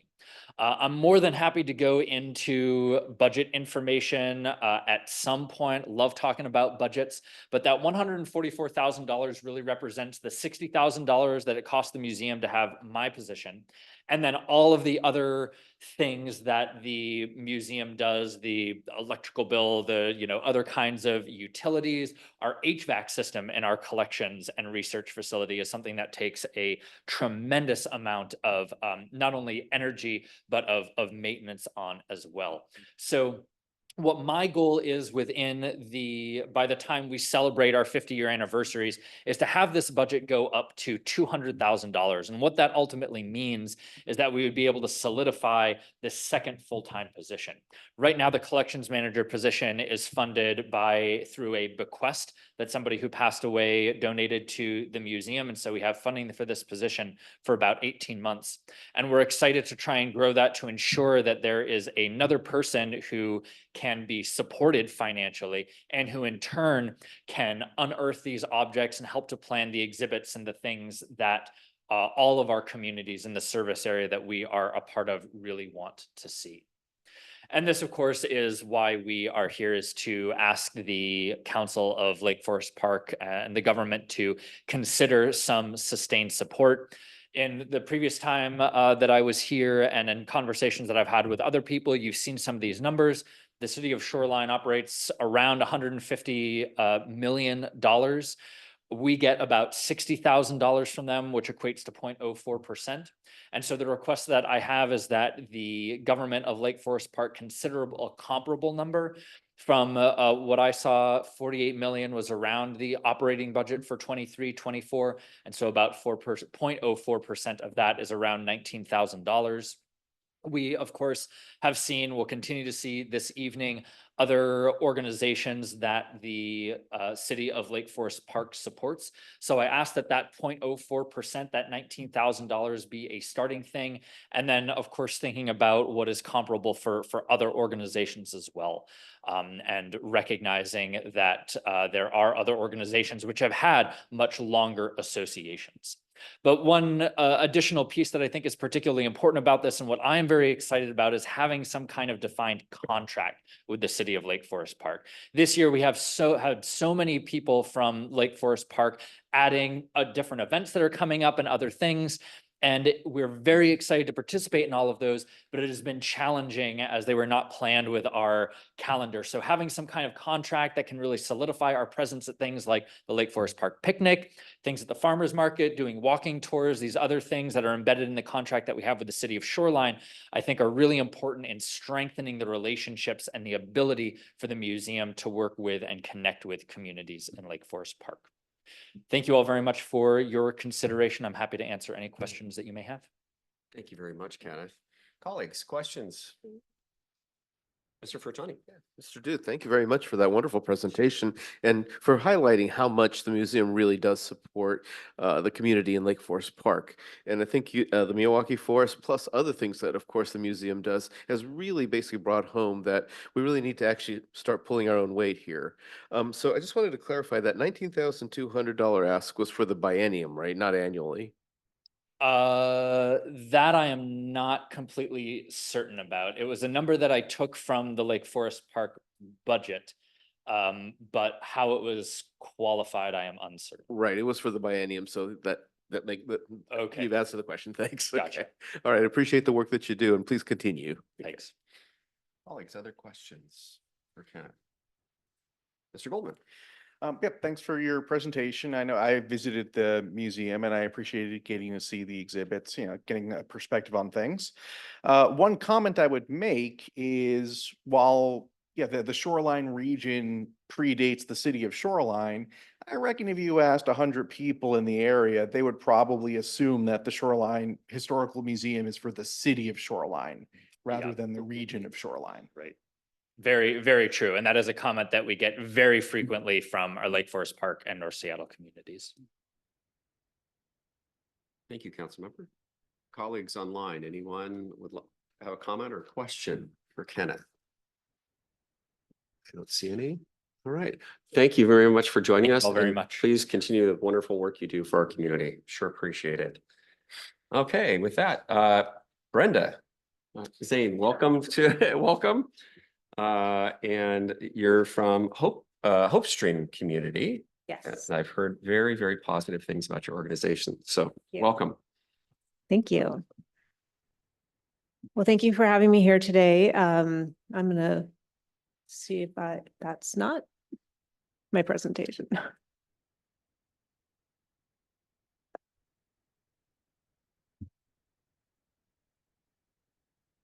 There we go. That's it. Great. Well, thank you very much for having me here today. I'm Brenda Zane. I am the co-founder of Hopestream Community. It's a nonprofit organization I started in 2020 in Mount Lake Terrace. And we are new. We've never been here before. So I thought what I would do is give some context for why our services are so vital and urgent right now. And then I'll dive a little bit more into who I am and how we serve folks. So our mission is to empower parents, create healthier families and safer communities. And I'm going to dive into some numbers, and you're probably wondering why in the world I have a picture of an airplane, but this is an Airbus A350. And every single day, the equivalent of one of these planes crashing to the ground and every single person dying happens because of drug overdoses. And that equates to 300 people in the United States every single day. At a United States level, that's 107,543 lives that we lose every single year. If we bring that down to the Washington state level, the numbers are still pretty staggering. We lose 896 people to firearms, 810 to traffic accidents, and 3,593 to drug overdoses.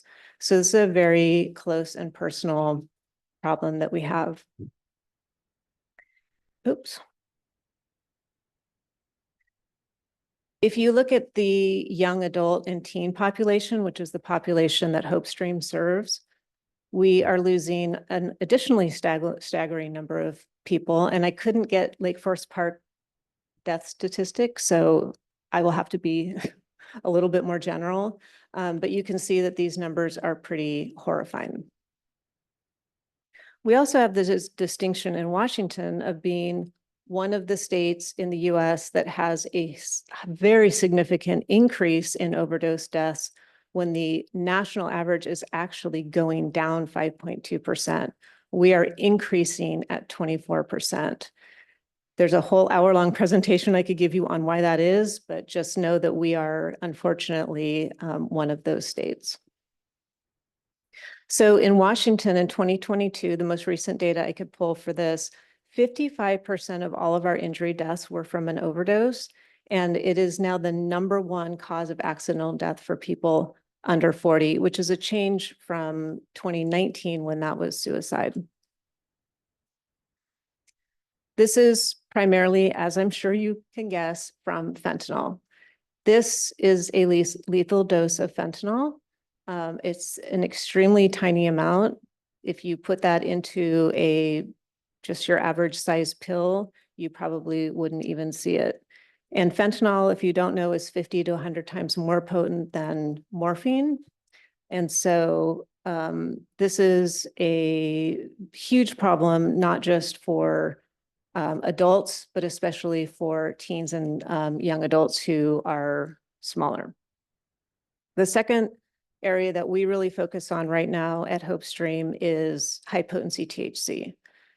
So the old weed of my day in high school was about 6 to 7% potency versus today's weed, which I put in quotes, is upwards of 95 to 100%.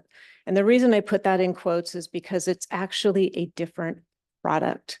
This is not flour that is being grown and then rolled into joints. So these are highly processed products. And one of the problems and the reason why we work with parents, especially around fentanyl and high potency THC, is they don't know that their kids are using it. These are images of high potency THC products. If you as a parent saw this in your child's bedroom, you might not even know it was THC. So there's a huge lack of knowledge in the parents' realm of understanding and products out there that are causing huge problems with our kids. What we're seeing with young people right now in high potency THC is severe mental health problems. And the number one experience that they're having is psychosis. And right now, the jury is still out whether a THC-induced psychosis can be reversed. So we're just not sure what's going to happen with that. So what we do at Hopestream is when parents have a child, and that could be a 13-year-old or that could be a 26-year-old who is struggling with substance use and mental health issues, we equip them with the education, support, and resources that they need to create conditions for positive change in their family. So we don't treat kids. We don't do any of the substance use work that I am going to reach out to. I want to say her name was, what was her name? Yes, because we need to connect. But that is singularly what we do. So the programs that we run are 2 online parent communities. The Stream is for moms and the Woods is for dads, because moms and dads do this very differently. But we also have combined learning opportunities. So we teach the community reinforcement and family training approach, which I don't have time to go into, but it's a way to help families keep a connection with the loved one who is misusing substances. We also have a podcast, which is the #1 way that people come to us, because there is so much stigma around addiction, especially around if you have a child with addiction, that parents can listen in private and nobody has to know what they're listening to. And then we also hold retreats for our members to get them away to heal their bodies. Whoops. This is just an example. We're app-based and on computer, so folks can take us anywhere. So why do I do this? This is not a sexy job. I do this because my son, well, first of all, I moved to Lake Forest Park in 1972, so I don't think quite as long as Jack had been here, but pretty long time. Born and raised in Lake Forest Park. I went to Horizon View Elementary School. I went to Kellogg. I went to Shorecrest. And my kids also were supposed to follow the same trajectory, but my oldest got caught with weed at Kellogg, and when he was in 8th grade. And that started a very long descent for him. And oddly, Chief Harden was in my living room 11 years ago at 3 o'clock in the morning when my son had gone on a drug run to California to buy 8 pounds of marijuana at 16. And he looked at me and he said, "Your son's going to be dead or in jail if you don't do something." And I will never forget that moment. And I didn't realize that until I was on a Zoom call for the Lake Forest Park Rotary, and he was on the screen and we did this. So that's why I do this. My son survived 2 fentanyl overdoses in 3 days in 2017. And he's a medical miracle. We don't know why he survived. but I left my career in advertising and started Hopestream to help other parents because it's the most terrifying, most lonely, most overwhelming experience that you can have. So what we learned in our family as we went through this is that parents are completely unprepared if you have a child who is misusing drugs and alcohol. There's no handbook for it. Nobody tells you how to deal with it. And nobody talks about it because it's so embarrassing and you feel like a bad parent. We also realize that parents need the most current evidence-based tools and strategies. There's a lot of messaging out there from the 50s and the 60s that is no longer relevant. There's science that shows how you can help motivate and move a young person to accepting treatment. Parents need education. They need trustworthy resources. There's still a lot of untrustworthy resources out there. And more than anything, they need community to be together and realize that together they can overcome the problem that they've got. And they just need to know that there's help and hope because nobody talks about this problem. So our impact with families, I do not have this at a Lake Forest Park level, but I can drill down into that. We did a survey about a year ago, and we asked how the membership and how our services have impacted their family. And the number one response that we got was that I feel better equipped to help my child. Because when they come in, they are not equipped. They are wide-eyed, freaking out, not sleeping, not eating, pretty sick. So you can see a quote there from one of our members. When I realized the depth of my son's issues with drugs and alcohol, I knew I had two choices. I could continue to feel very angry with my son and sorry for myself, or I could get educated. We asked our members, how likely are you to renew your membership? So we do create revenue through memberships. A very large percent, 74% said definitely, and all the rest said more likely than not. We also asked about confidence because confidence is so crucial. When you're dealing with teenagers, especially, if you don't go in confident, they smell that right away. So how would you rate your confidence? And we had extremely more and much more as our biggest categories. We also asked how effective they felt our programming is, and 96% said very or extremely. 69% said that they believe their child has accepted help as a result of their experience with us, because what we do is we teach that community reinforcement and family training approach, which is 12 modules with the intent of moving your loved one, in this case, your child, to accept help. And 84% have seen an improvement in the relationship with their child. So if you have this in your family, you know that your relationship is not good with your child. So to see that number was pretty amazing. There's a lot of numbers on this slide, so I won't go into every one of them. Some of the ones that we're most proud of is our podcast. So we produced our podcast. I produced our podcast from my spare bedroom in Mount Lake Terrace. Every single Thursday at 4 a.m. for 4 years. We have over 230 episodes right now and over 500,000 downloads. We're in the Apple Podcast top 200 podcasts for parenting. That is where our parents find us because it's private and there's no stigma around it. So I will let you look at all the rest of the numbers there. So our action plans for the future, right now we're a team of me, one other full-time volunteer, and one part-time marketing assistant. We need funds to be able to continue to produce our podcast, to increase grants and scholarships to parents who can't afford our services, which we do. We never say no. And we're also working on developing Spanish language programming so that we can reach that market, as well as dads. I was glad to hear that there's also another organization that struggled in serving men. We're trying our hardest to get more dads involved because it's better when the parents can have a united front. And then there's some additional needs that we have.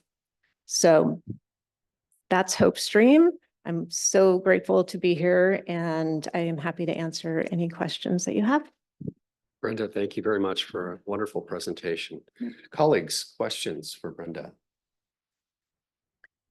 I'll go first. I feel like I have so many questions, but I just want to start off by saying what you're doing is so amazing and wonderful. And thank you so much for putting your career and taking on such a brave endeavor. This is just amazing. This is one of the reasons why I ran for city council, because of organizations like that, that Thank you. I want to help support. Thank you. So I'm going to answer some questions by looking over your Okay. documentation. So thank you so much, Brenda. You're welcome. Thank you. Thank you. Colleagues online, are there anyone that would like to make a comment or ask a question for Ms. Saint? Start with Mr. Goldman first. Thanks for your presentation. I'm glad you were able to channel your personal experiences into something so productive for the community.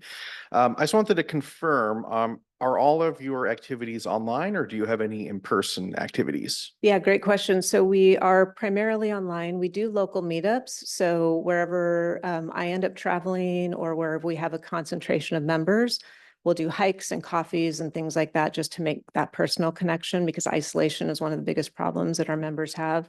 And then our annual retreat is in person. But otherwise, we're virtual, which is really great because we started having in-person meetings and nobody would come because there's so much stigma. Nobody wants to show up at the local, my kid's a drug addict meeting. So doing it online is perfect because then they can just be anonymous. So, thanks. Yeah. Yes, Councilmember Furtani. Thank you. And thank you very much for your presentation. And I appreciate you sharing some of your vulnerability, what you felt when you were going through this experience.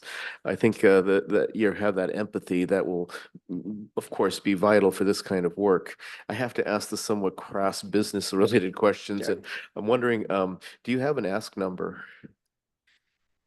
Yes, I do. So I'm asking for a minimum of $10,000 because what we can do with that is offer scholarships to about 20 parents who can't afford our services. Our membership is $111 a month or $1,100 a year, which is very reasonable for a lot of people and very unreachable for a lot of people.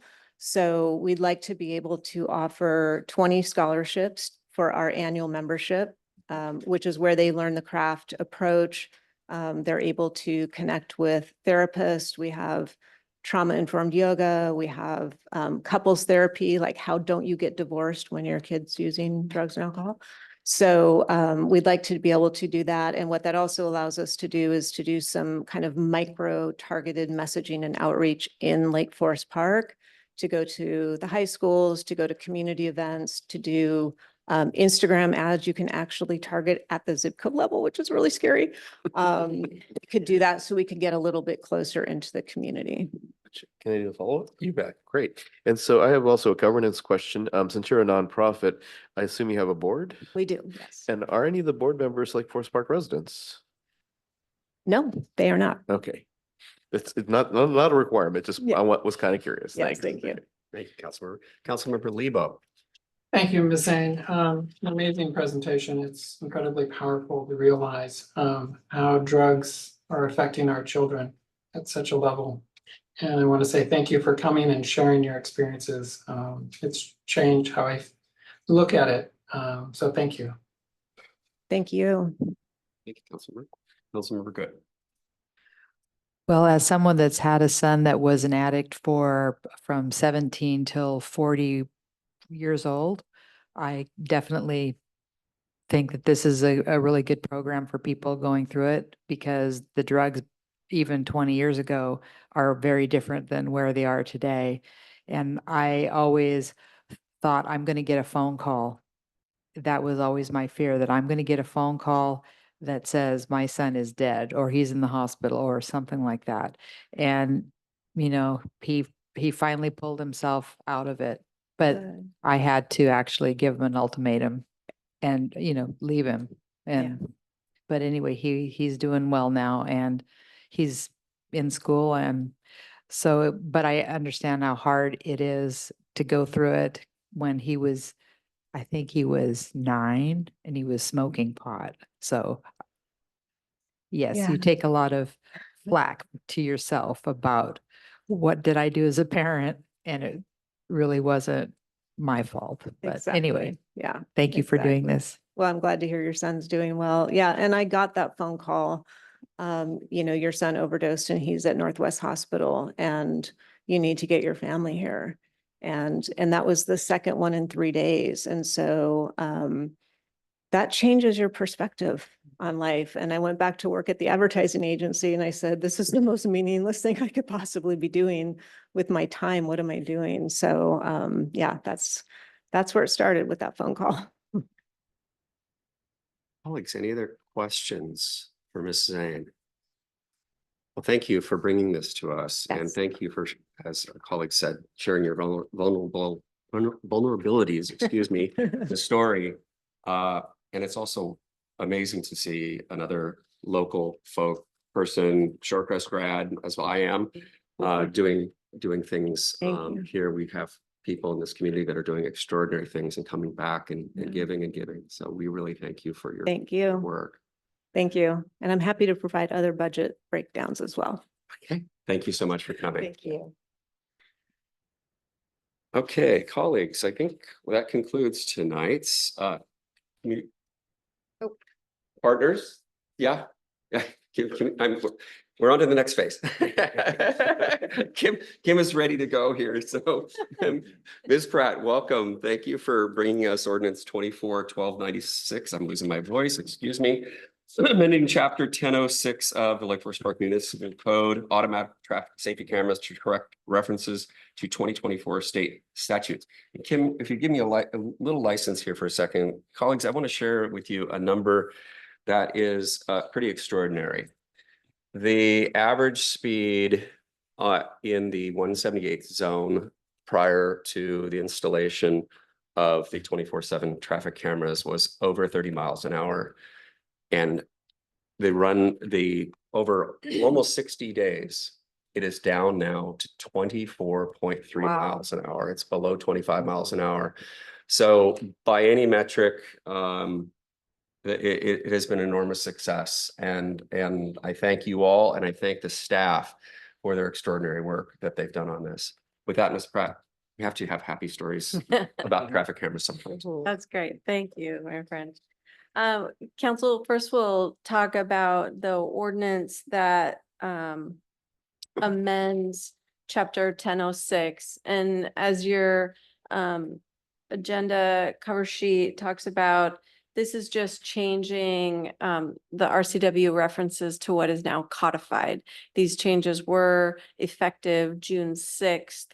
We did not get the actual codification numbers until mid-July. And so that is making these changes. I had initially made them with references that were given to Westlaw, and those turned out to be inaccurate. So that is what this first ordinance done. It also, I wanted to specifically point out that the definition of school walk zone had been changed by that legislation as well.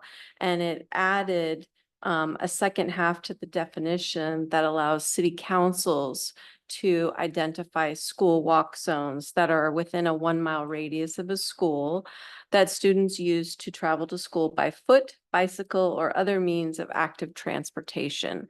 That was not in the definition of school walk zone before June 6th.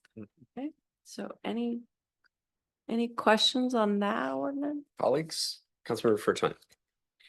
Thank you, Ms. Pratt, for bringing these changes to us. And I have to admit, I'm a little annoyed that the fact that they gave you poor information about this. There's a lot of legislation that has dates where we have to enact some ordinance or else default to a model ordinance. And often we want to, of course, tailor it for our own community's needs. Is this kind of change, is this kind of, first of all, not correct citation information given to you common? Are we going to see more of this as, we go on with the state legislature hurriedly finishing up a bunch of bills towards the end of a session? It could happen again. I would not say it's common, but it could happen again, definitely.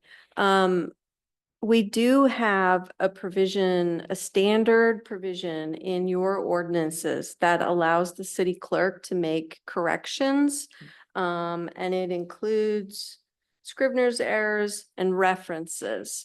So Matt had actually been making these changes as the corrections came out. Matt, the city clerk, had been making those corrections. And I asked that council be allowed to do that in an ordinance, because I definitely wanted to bring to your attention the change in the definition of school walk zone.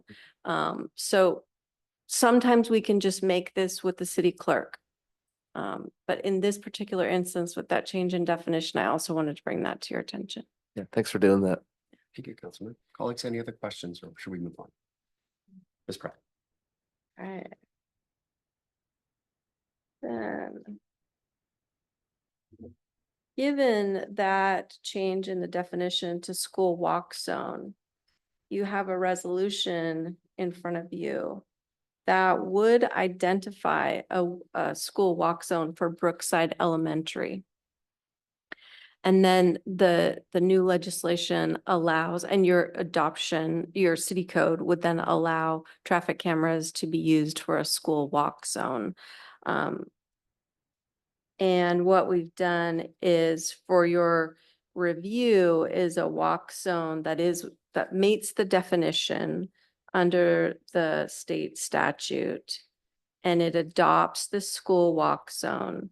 And then it would also authorize the traffic safety cameras to be used for the school walk zone 24 hours a day, 7 days a week.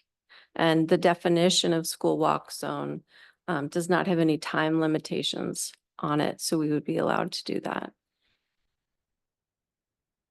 And you are also in your packet, you have an updated equity study and an updated traffic study that looked at school walk zones in particular.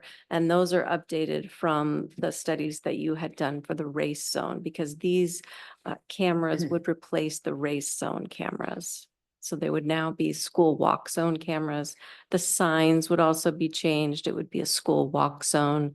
Those signs would be in the same locations as the race zone cameras are currently. Deputy Mayor Bodie. Yes, thank you very much, Kim. And I appreciate the updates and corrections. And I do think that designating the school walk zone near Brookside, as you described, makes a lot of sense, because we did face a lot of questions from our community about the race zone signs.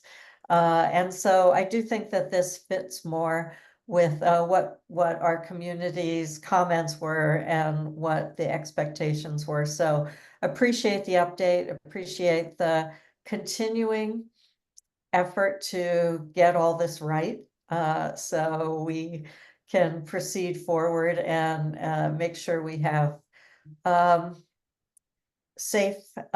safety for our walkways and for our drivers. So I just want to say thank you. And I do think, as I said, that this fits with the comments we have all heard probably from the community. So thanks so much.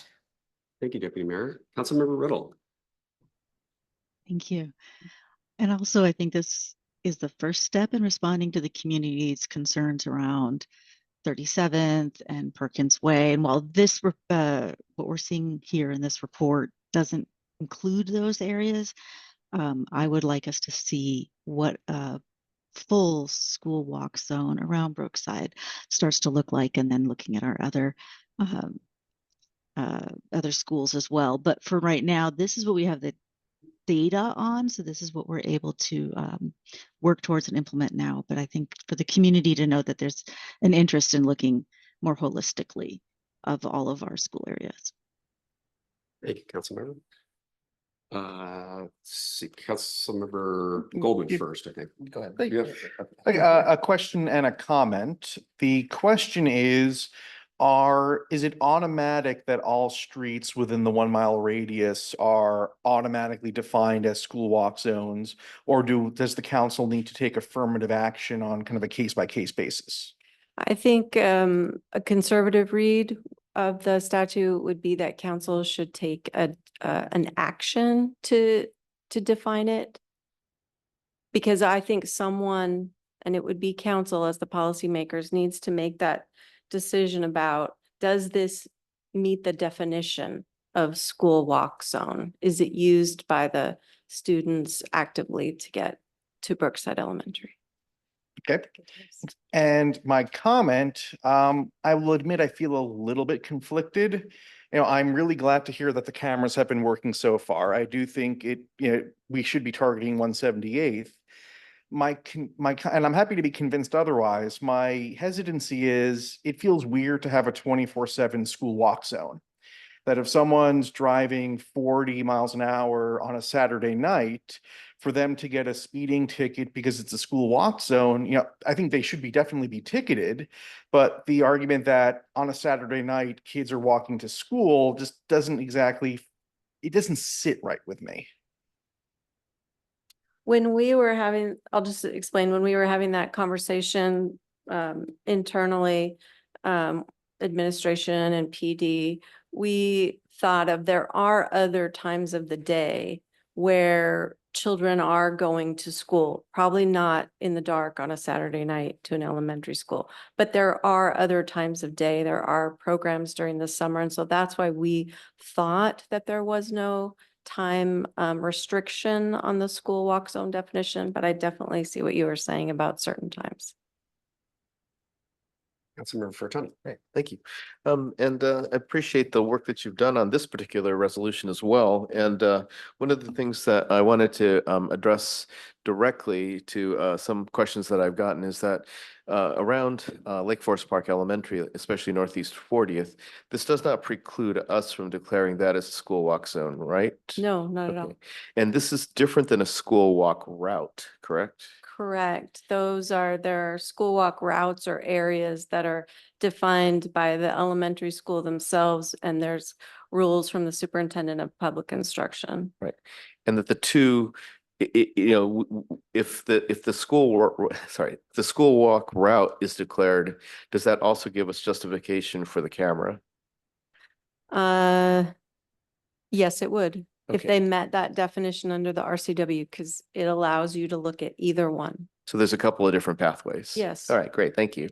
Councilmember Lebo, you've been very patient. Yeah,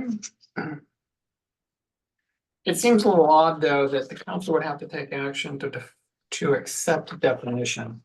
It seems as though it's that a definition is standalone, and that if we want to take action based upon that definition, then there may be another justification. But it seems a bit odd to me that we would actually have to adopt, basically, this area is in that, by definition, a school walk zone. I think the reason I was saying that was you have to find that students are using it in a certain way.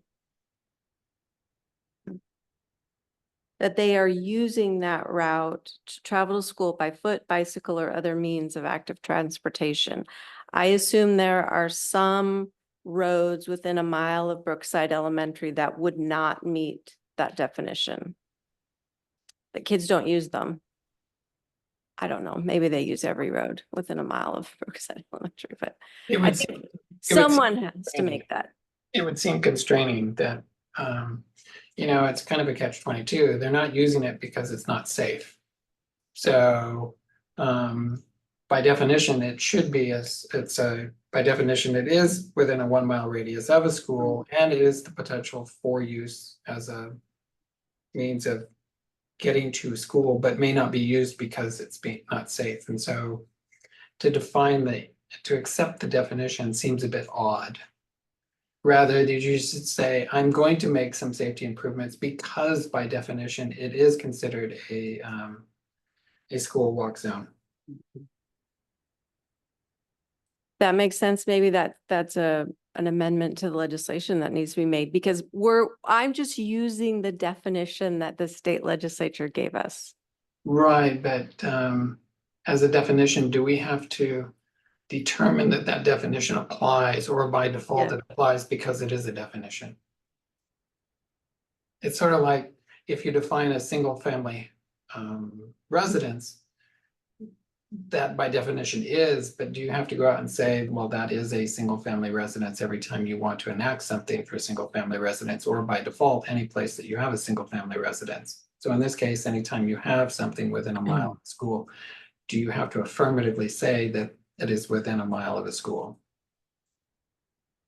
I think we're reading that definition differently. I think it has to be both. It has to be 1 mile to school and has to be used by the students in that way. But I see your point. Because otherwise, if they're not using it because it's not safe, then how do you justify that you should do something differently? So that it can be made safe. Yes. A lack of use shouldn't be the reason why you're not making safety improvements. So I think the interpretation might be a little constraining. Thank you, Councilmember Saunders. Yes.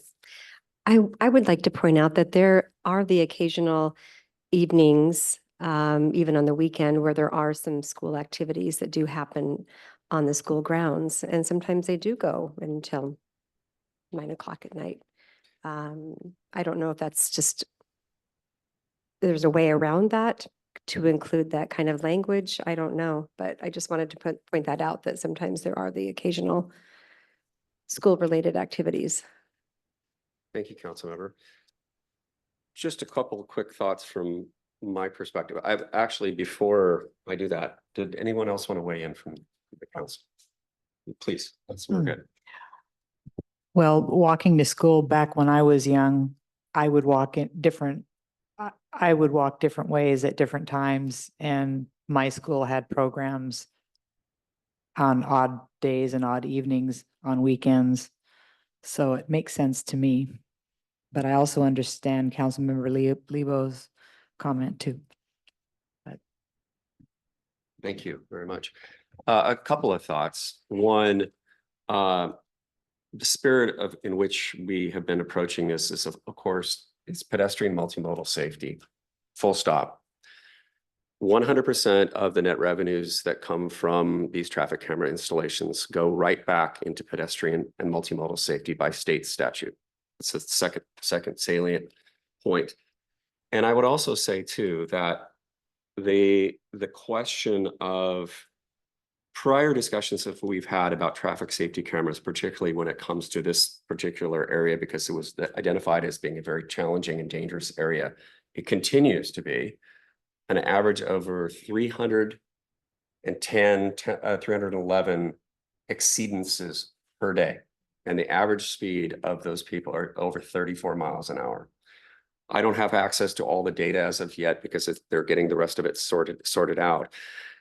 But the reporting is very clear that there continues to be an issue for these outliers that are going tremendously fast on a road that is very, very dangerous for not only children, but their grandparents and other folks. The last thing I would say is, in our discussions previously, in prior years, let me back up for a second. The legislature handed us really basically with 2384, kind of a very messy bill. It is sausage making. There's just no question about it. And the writers of that bill will admit that there are some challenges there that they're going to be working on to clarify in the next session to ensure that there is clarity. So councils and communities don't have to go through as much assessment of what their intent was, so to speak. And the last thing I will say is that area qualifies and previously qualified under several auspices under previous state and local previous statutes and current statutes. Compounding the situation that we find ourselves now is this question of the reconciliation of the previous legislation and the current legislation, as Ms. Pratt indicated here, that was recently brought to our attention, and is very challenging. I know that other communities are faced with the same kind of situation as well. So what I would say right now is for us to try to focus on the intent of what we're trying to do, and that is to increase pedestrian and multimodal safety. The other thing I would say too, to Councilmember Riddle's point, this is not precluding 40th place or 35th or any other school area that it has definitive needs for pedestrian and multimodal safety improvements. And so as we consider what's coming to us here at the end of the month with 4 light rail stations opening up just outside our borders, we do need to consider that the numbers have stayed very, very unfortunately consistent on the outliers. The average person driving through this area, the speeds have come down dramatically. And anecdotally, hearing these stories from our residents along that corridor or from other people throughout the city saying, we've noticed it, we're aware of it, and we recognize that it is making a difference. The data proves it. And so what we need to make sure we do is we continue to find a way to ensure multimodal and pedestrian safety in that corridor. And this is just the beginning of overall programs. We need to make sure that we have additional sidewalks. We all know that, additional crosswalks. And I'll leave it there because I don't want to go down that rabbit hole, and we can spend an entire day talking about the needs that we have here. But the reality is we have people that are continually speeding through our community and putting lives at risk. And this is an absolutely proven method to slow people down. Deputy Mayor Bodie. No, you're still muted. There you go. Sorry, I was muted. With that, I'd like to, if you, Mr. Mayor, and my colleagues are willing, I'd like to move the adoption of ordinance 24-1296. It's been moved to adopt ordinance 24-1296. Do I hear a second? Second. It's been moved and seconded. Is there any discussion, council? Councilmember Fertani, thank you. Do we have to waive the 3-2 rule on this? We would. That's correct. Okay. So I initially moved for us to modify our 3-touch rule to allow adoption of this correction ordinance this evening. It's been moved to waive the 3-touch rule for adoption of ordinance 24-1296. Is there a second? Second. It's been moved and seconded. Is there any discussion on waiving the 3-touch rule? Councilmember Goldman. Yeah, I think we should explain why this seems entirely routine. There's really no policy here. It's just correcting citations, so it seems totally straightforward. Thank you, Councilmember Goldman. Any further discussion on waiving the 3-touch rule? Hearing none, all of those in favor say aye. Aye. Any nays? Guys have it. Thank you, council. And with that, we'll go back to the original motion. Deputy Mayor Bodie. Yes, I'd like to move the adoption of ordinance number 24-1296, an ordinance of the City Council of Lake Forest Park, amending chapter 10.06 of the municipal code related to automated traffic safety cameras, providing for severability and establishing an effective date. Thank you, Deputy Mayor. Do I hear a second? Second. Second. It's been moved and seconded. Is there any further discussion? Hearing none, all those in favor signify of adoption of ordinance 24-1296. Get up to my top here. An ordinance of City Council of the City of Lake Forest Park, Washington, amending chapter 1006 of the Lake Forest Park Municipal Code relating to automatic traffic safety cameras, providing for severability and establishing an effective date. All those please say aye. Aye. Aye. Any nays? The ayes have it. Thank you, council. Sorry, I'm losing my voice here. Let's see. And with that, we are on to resolution, excuse me, 24-1961, accepting an addendum to the equity analysis and an updated speed and safety analysis for Northeast 178th Street from 25th Avenue Northeast to State Route 104, identifying a school walk zone for Brookside Elementary and authorizing the use of traffic safety cameras for the zone. And that's Ms. Pratt again. Yes. Is that all? Yep. Inclusive? Okay, I apologize. I don't know. Yeah, Councilor Fertani. I'd like to move to waive the 3-touch rule for resolution 24-1961. Second. You guys are very fast. It's been moved and seconded to adopt resolution 24-1961. Is there any comments or questions? Oh, yes, Councilmember Lebo.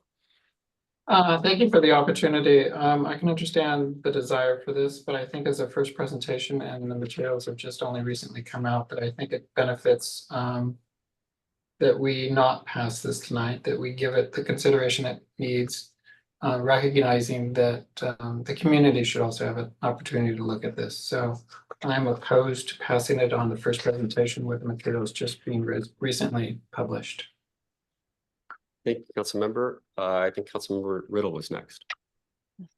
I concur with my colleague. I think the community is very interested in this corridor, and I believe passing this at a special meeting with very limited engagement by the community would be a disservice to our community. So I believe we should at the very least reconsider this on the 8th, if not giving it 3 touches. Thank you, Councilmember. Let's see if everybody could lower their hands and I can make sure I'm not missing anybody. Any other further comments? John re-raised his hand. John, did you have another comment or? Okay, thank you. Let's see. So where do we stand now? Sorry. Well, there's a motion that's been seconded.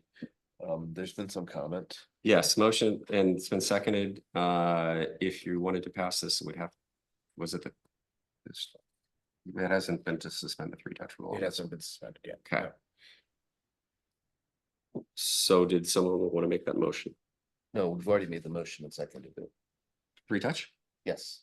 I'm really losing my mind tonight. That's okay. Apologies. It's been a very long day. Yes, all those in favor of suspending the 3-touch rule on ordinance regarding resolution 24/1961, accepting addendum to the equity analysis and updated speed and safety analysis for Northeast 178th Street from 25th Northeast to State Route 104, identifying a school walk zone for Brookside Elementary and authorizing use for traffic safety cameras for the walk zone. Please say aye. Aye.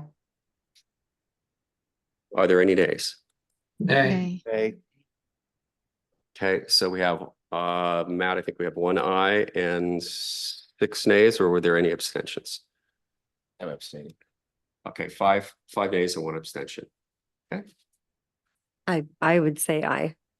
I don't think I, Oh, you were saying aye. I was saying aye. Yeah, I said aye. Apologies. It's okay. Okay. We should have.